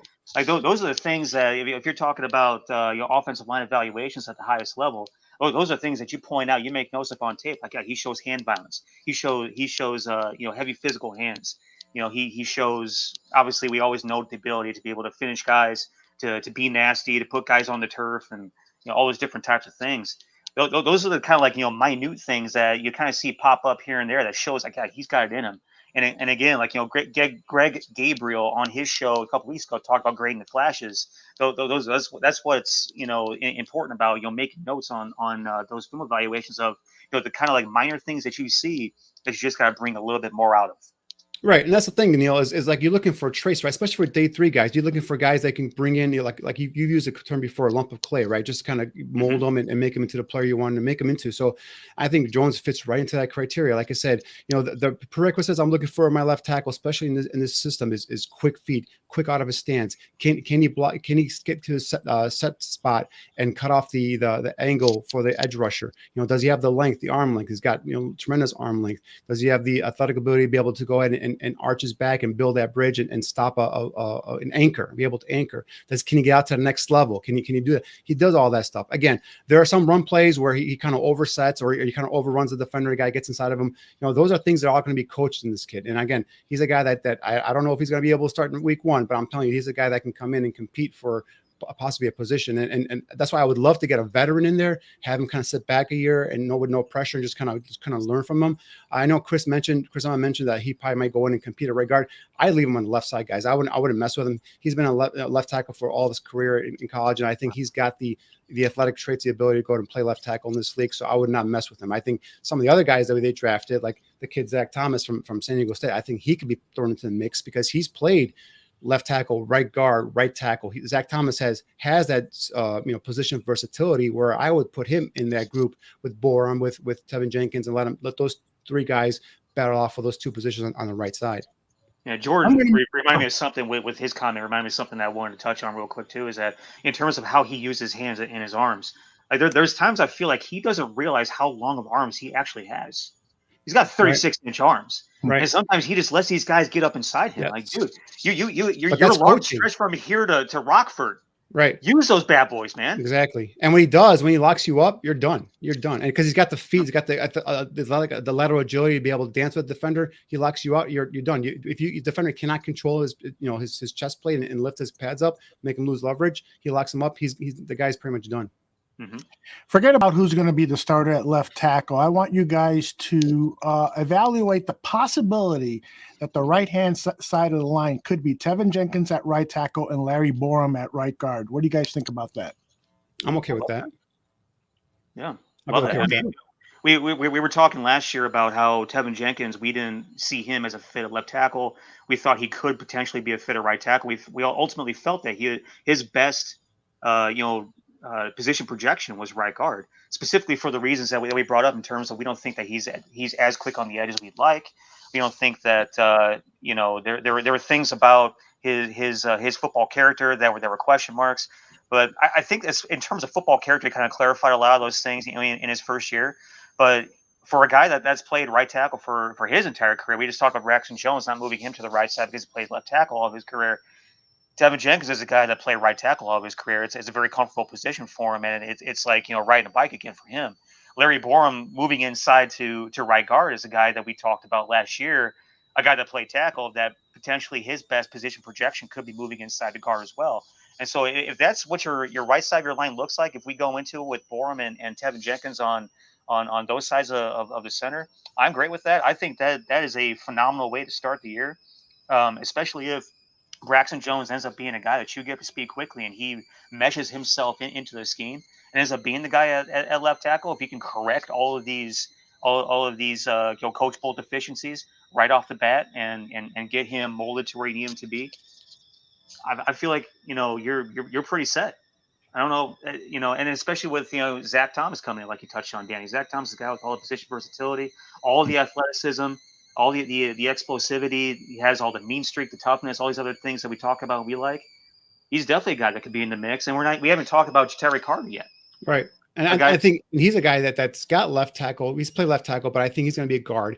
Now, I would prefer to let him sit because he'd be a depth guy, backup guard or whatnot. But I think Zach Thomas could come in and compete this season at right guard. And I'm hoping that Braxton Jones gets coached up and get some of those bad habits out of him, and that he could compete at left tackle. But I prefer a veteran there, obviously. But we'll see what happens. We'll see, in terms of what they do here, in terms of how the final roster shakes out. But yeah, definitely, like we touched on it earlier, if you want to go in there and get a developmental type of prospect at left tackle, Braxton Jones is a nice get there for me. Yeah. Iceberg Slim had a good comment. He likes that all these guys play different positions. When you're a scout and when you're a GM, when you're a director and a coordinator, what you look for in terms of your offensive linemen are guys that can be versatile. You don't want to draft a one-trick pony, right? You want to draft an interior guy that could play all three. You want to draft an outside guy that could play both and also have the ability to kick inside if you need to, because you're only going to carry a very select number of guys on the roster as it is. You only have a 53-man roster. You can't have 2-3 deep at every position, right? You're gonna have one or two interior guys that could be flex. You're gonna have probably one or two outside guys that can flex, right? You gotta have the position versatility to get the most bang out of your buck. Good stuff, gentlemen. I took the liberty of putting together some clips of the new safety, Jaquan Brisker. I am not a scout here, but I'm going to play one. You're done, Aldo. Yeah. You're done. Help me out here, Neil, when I stumble. Here is Brisker playing in what looks to me a cover 4 formation. The cornerbacks will drop deep into alignment, deep down the field, as will both safeties. And I just love the way he makes the decision here of the ball's not going here. Let me get over and cover this guy. He gets a hand on the ball, and he's upset with himself that he didn't get both hands on the ball for the interception. What do you guys see? Yeah, I see a guy that's got his eyes in the backfield, is comfortable being able to draw back in coverage and be able to read what's going on in the backfield. I also show a guy who's got instincts, right? He's a guy that shows the ability to read it. All right, he's not going this way. I'm going to go ahead and turn around and make a play on this receiver to my outside. So that's what I see from that play. And this next clip, this is what I like. This is Chicago Bears defensive back.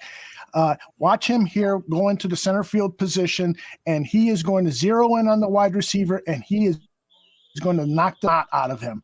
Neil, isn't that a thing of beauty? 100%. 100%. That is something that we've been missing from our defensive backfield. And I kept on saying from day one on the show for this season is that we don't have anybody back there that scares the shit out of receivers. Mm-hmm. We don't have anybody back there that's going to, lay a physical hit. We don't have anybody back there that's a reliable tackler.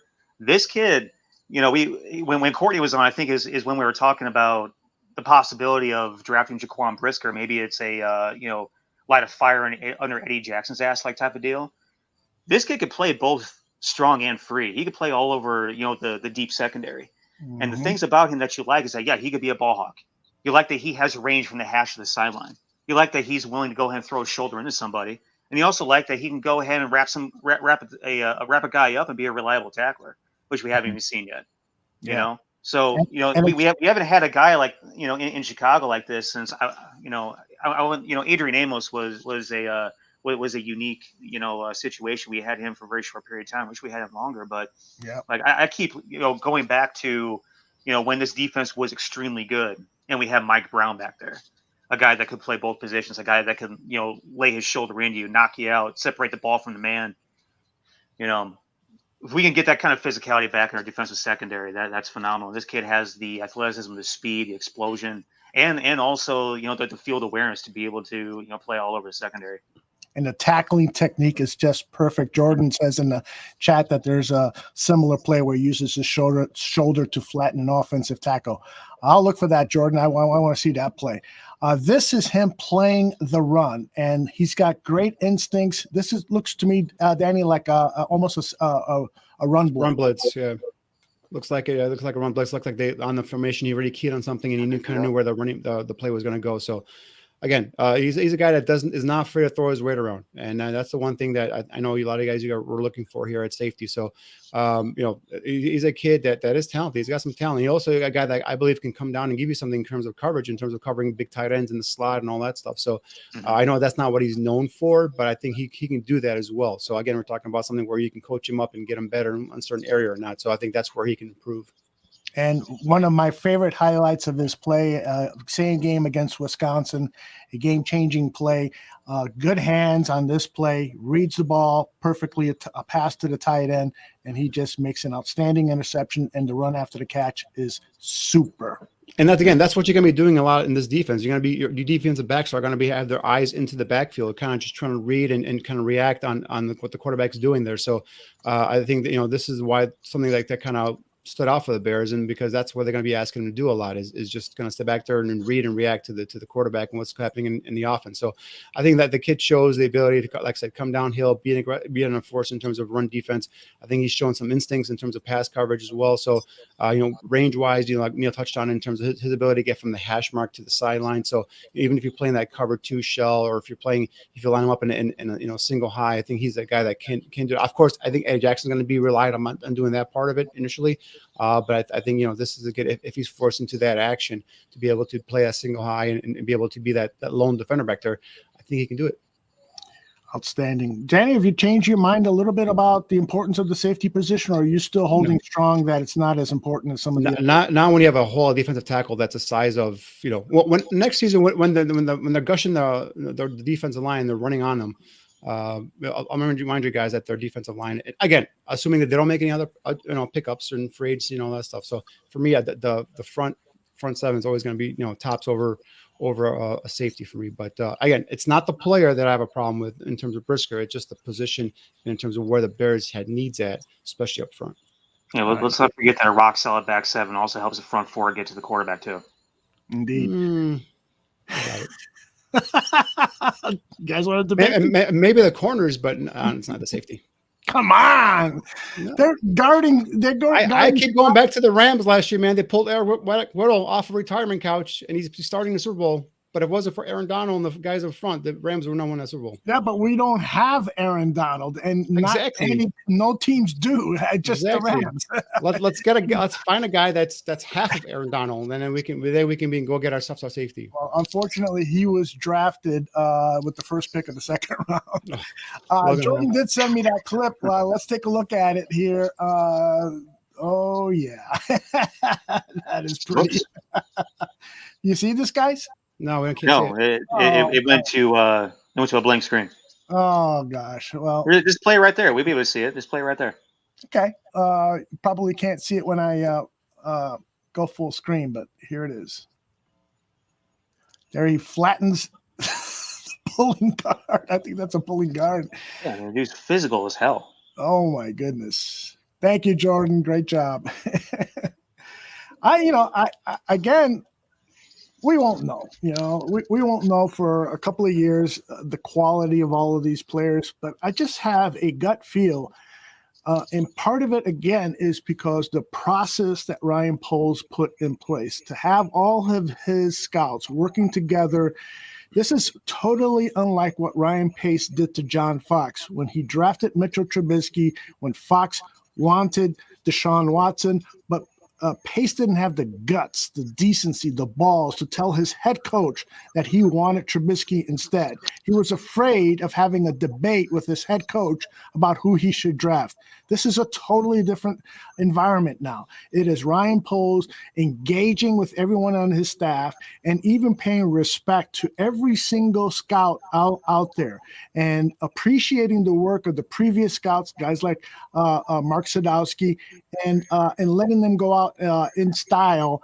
Those guys knew that their time was limited. They knew their contracts were up at the beginning of the month, and so a lot of them had a kind of a sense that their time was going. But Poles handled it like a true professional, gave them the praise, paid attention to their input, and really respected all the work that they've done all year to prepare for the 2022 draft. So I'm really encouraged by the process, and so now it's time to see if the results are going to be on the football field.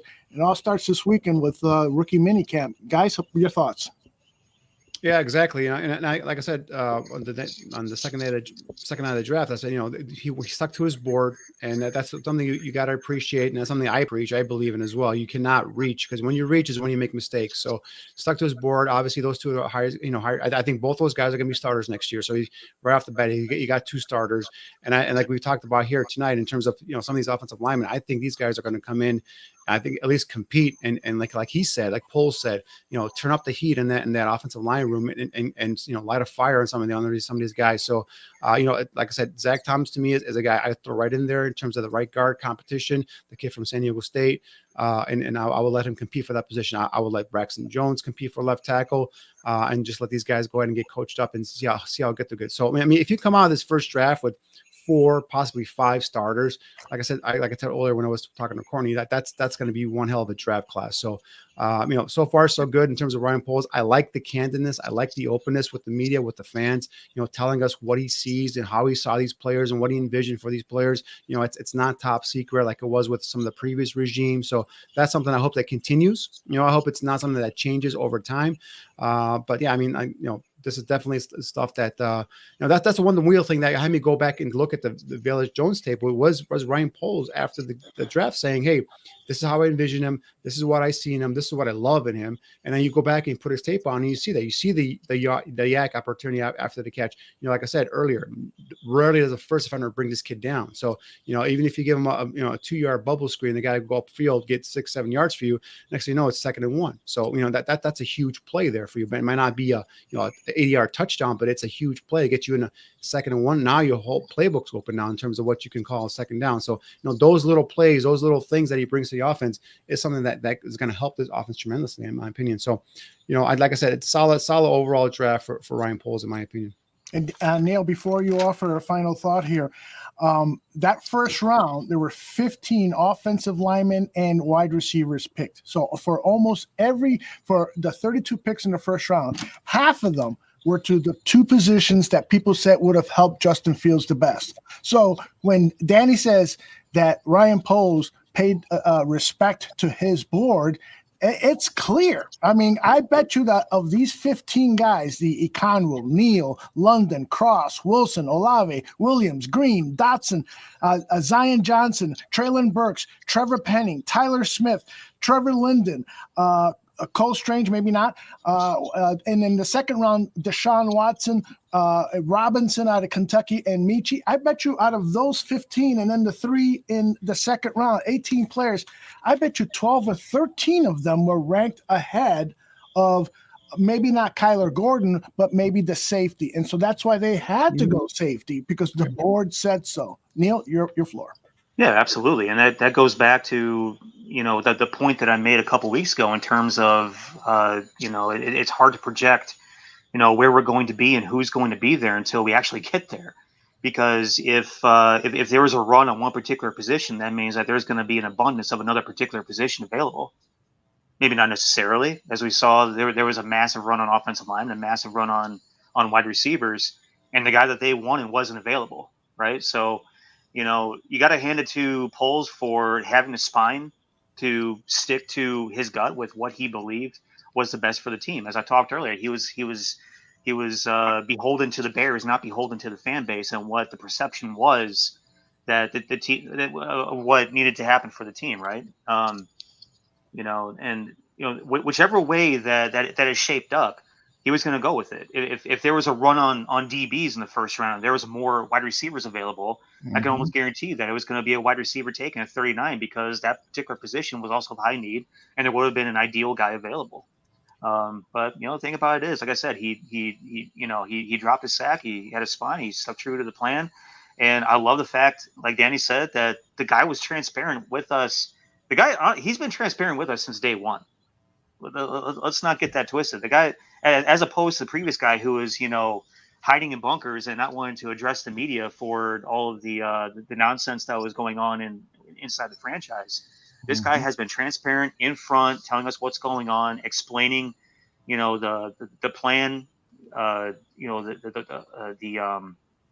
progressive mindset in terms of how we're moving forward from here since day one. And he did a great job after the draft as well, pretty much explaining his thought process and the plan moving forward as the draft progressed. And, as fans, we have to love that. Not only because that's the way it's supposed to be done, but especially because what we had before was so lacking and left us so in the dark. And I'm not saying that the role of the GM is to always go out into the media and explain all the secrets and pull down all the curtains and open up all the windows and everything else. There has to be some things that are locked up tight in safes, because nobody's privy and privileged to things that happen within the four walls.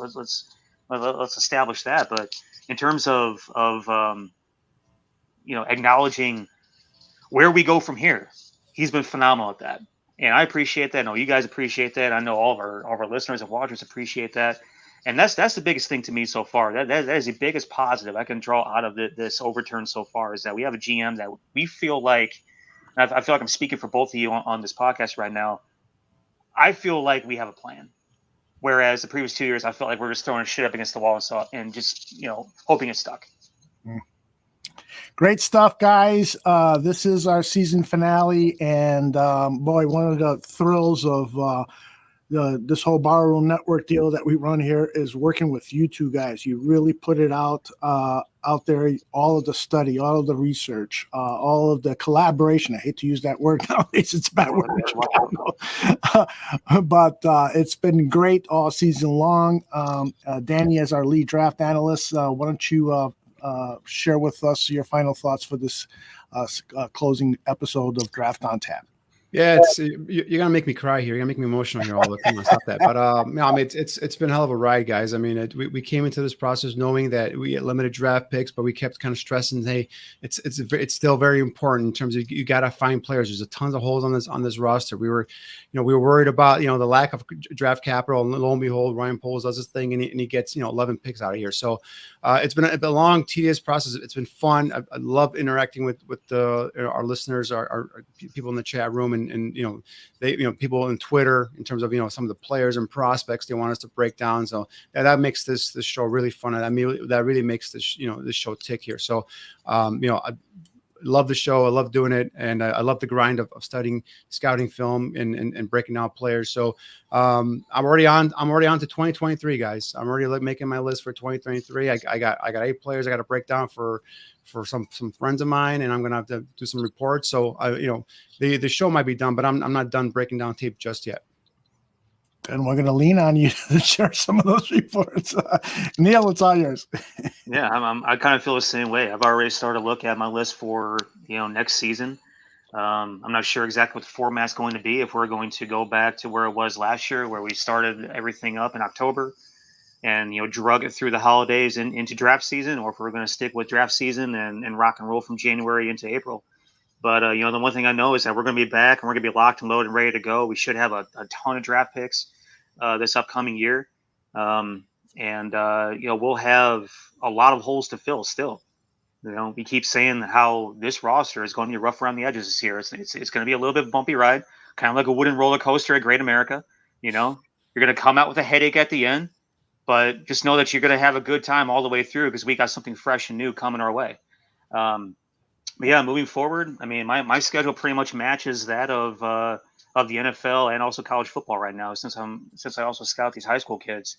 And anecdotally, I don't know where the hell we're going to be in the draft class of 2030, but there's some 7th and 8th graders right now that are running 10.5 and below that are going to be absurdly high draft picks in the coming years. They're going to be monster, superstars at the college level. And I'll share some of that coming up here, on Twitter and everything else. I mean, I'm finding some absolute studs down in the South right now. But so yeah, I mean, the summer's going to be kind of light for all of us, but doesn't mean we're not going to be looking at guys. As always, if you guys have questions, if you guys have players that you want way too early scouting reports on, way too early draft projections on, feel free to go ahead and give us a shout. Make sure you follow all the Twitter handles. Mine at Niel Stopczynski, Danny the D Shimon 56, Aldo at Barroom Network, the Draft on Tap handle at Draft Tap, and interact with us as much as you can during the off season. We'll have an idea of what we're going to do next season of it. Hopefully, over the summertime, and we'll let you guys know, when we're going to be back.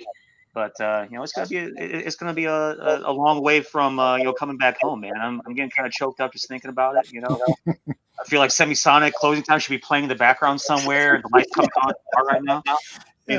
But speaking of bars, happy Cinco de Mayo, everybody out there. Yes, I don't know how many of you have tacos or enchiladas or margaritas in hand. I got a margarita in my hand right here next to me. I've been enjoying today as much as I possibly could while also burying myself neck deep in the film. But there it is. There it is. Some music. He's getting a move on here right now.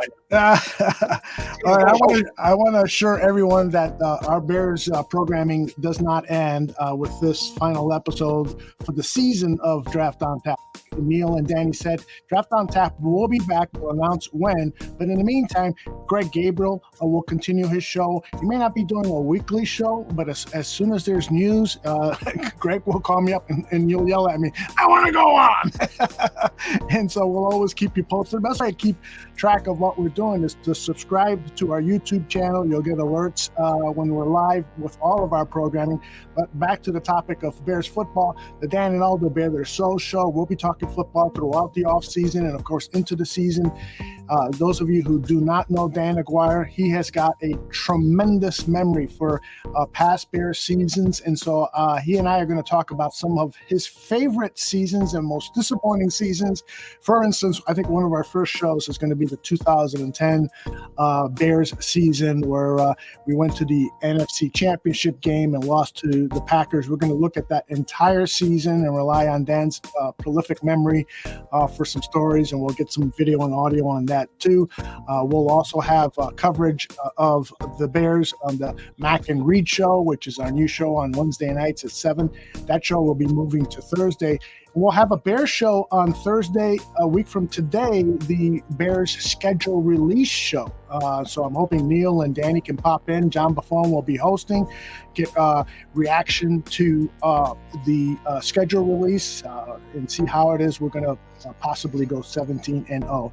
But that's just the beginning. We are planning some other new shows for the Bears season or retooling some of our other shows. For instance, the Bear Debate, we're retooling that, and I'm not going to announce what that's going to look like, but I think everyone is going to be really super excited about how that show is going to look like because it's going to be bigger and better than ever before. And of course, after every Chicago Bears game, whether it's a Sunday game, a Monday game, a Thursday game, whenever they play, we'll be live with a 2 or 3 hour show analyzing the Chicago Bears. So that's a preview of all the Bears content that we have, and there'll be much more. I promise you that. So for Danny Shimon, for Niel Stopczynski, and for our two guests today, Chris Emma and Courtney Cronin, I want to wish you all a very happy Cinco de Mayo and have a great weekend, and we'll see you all very soon. All I need to do is play this light.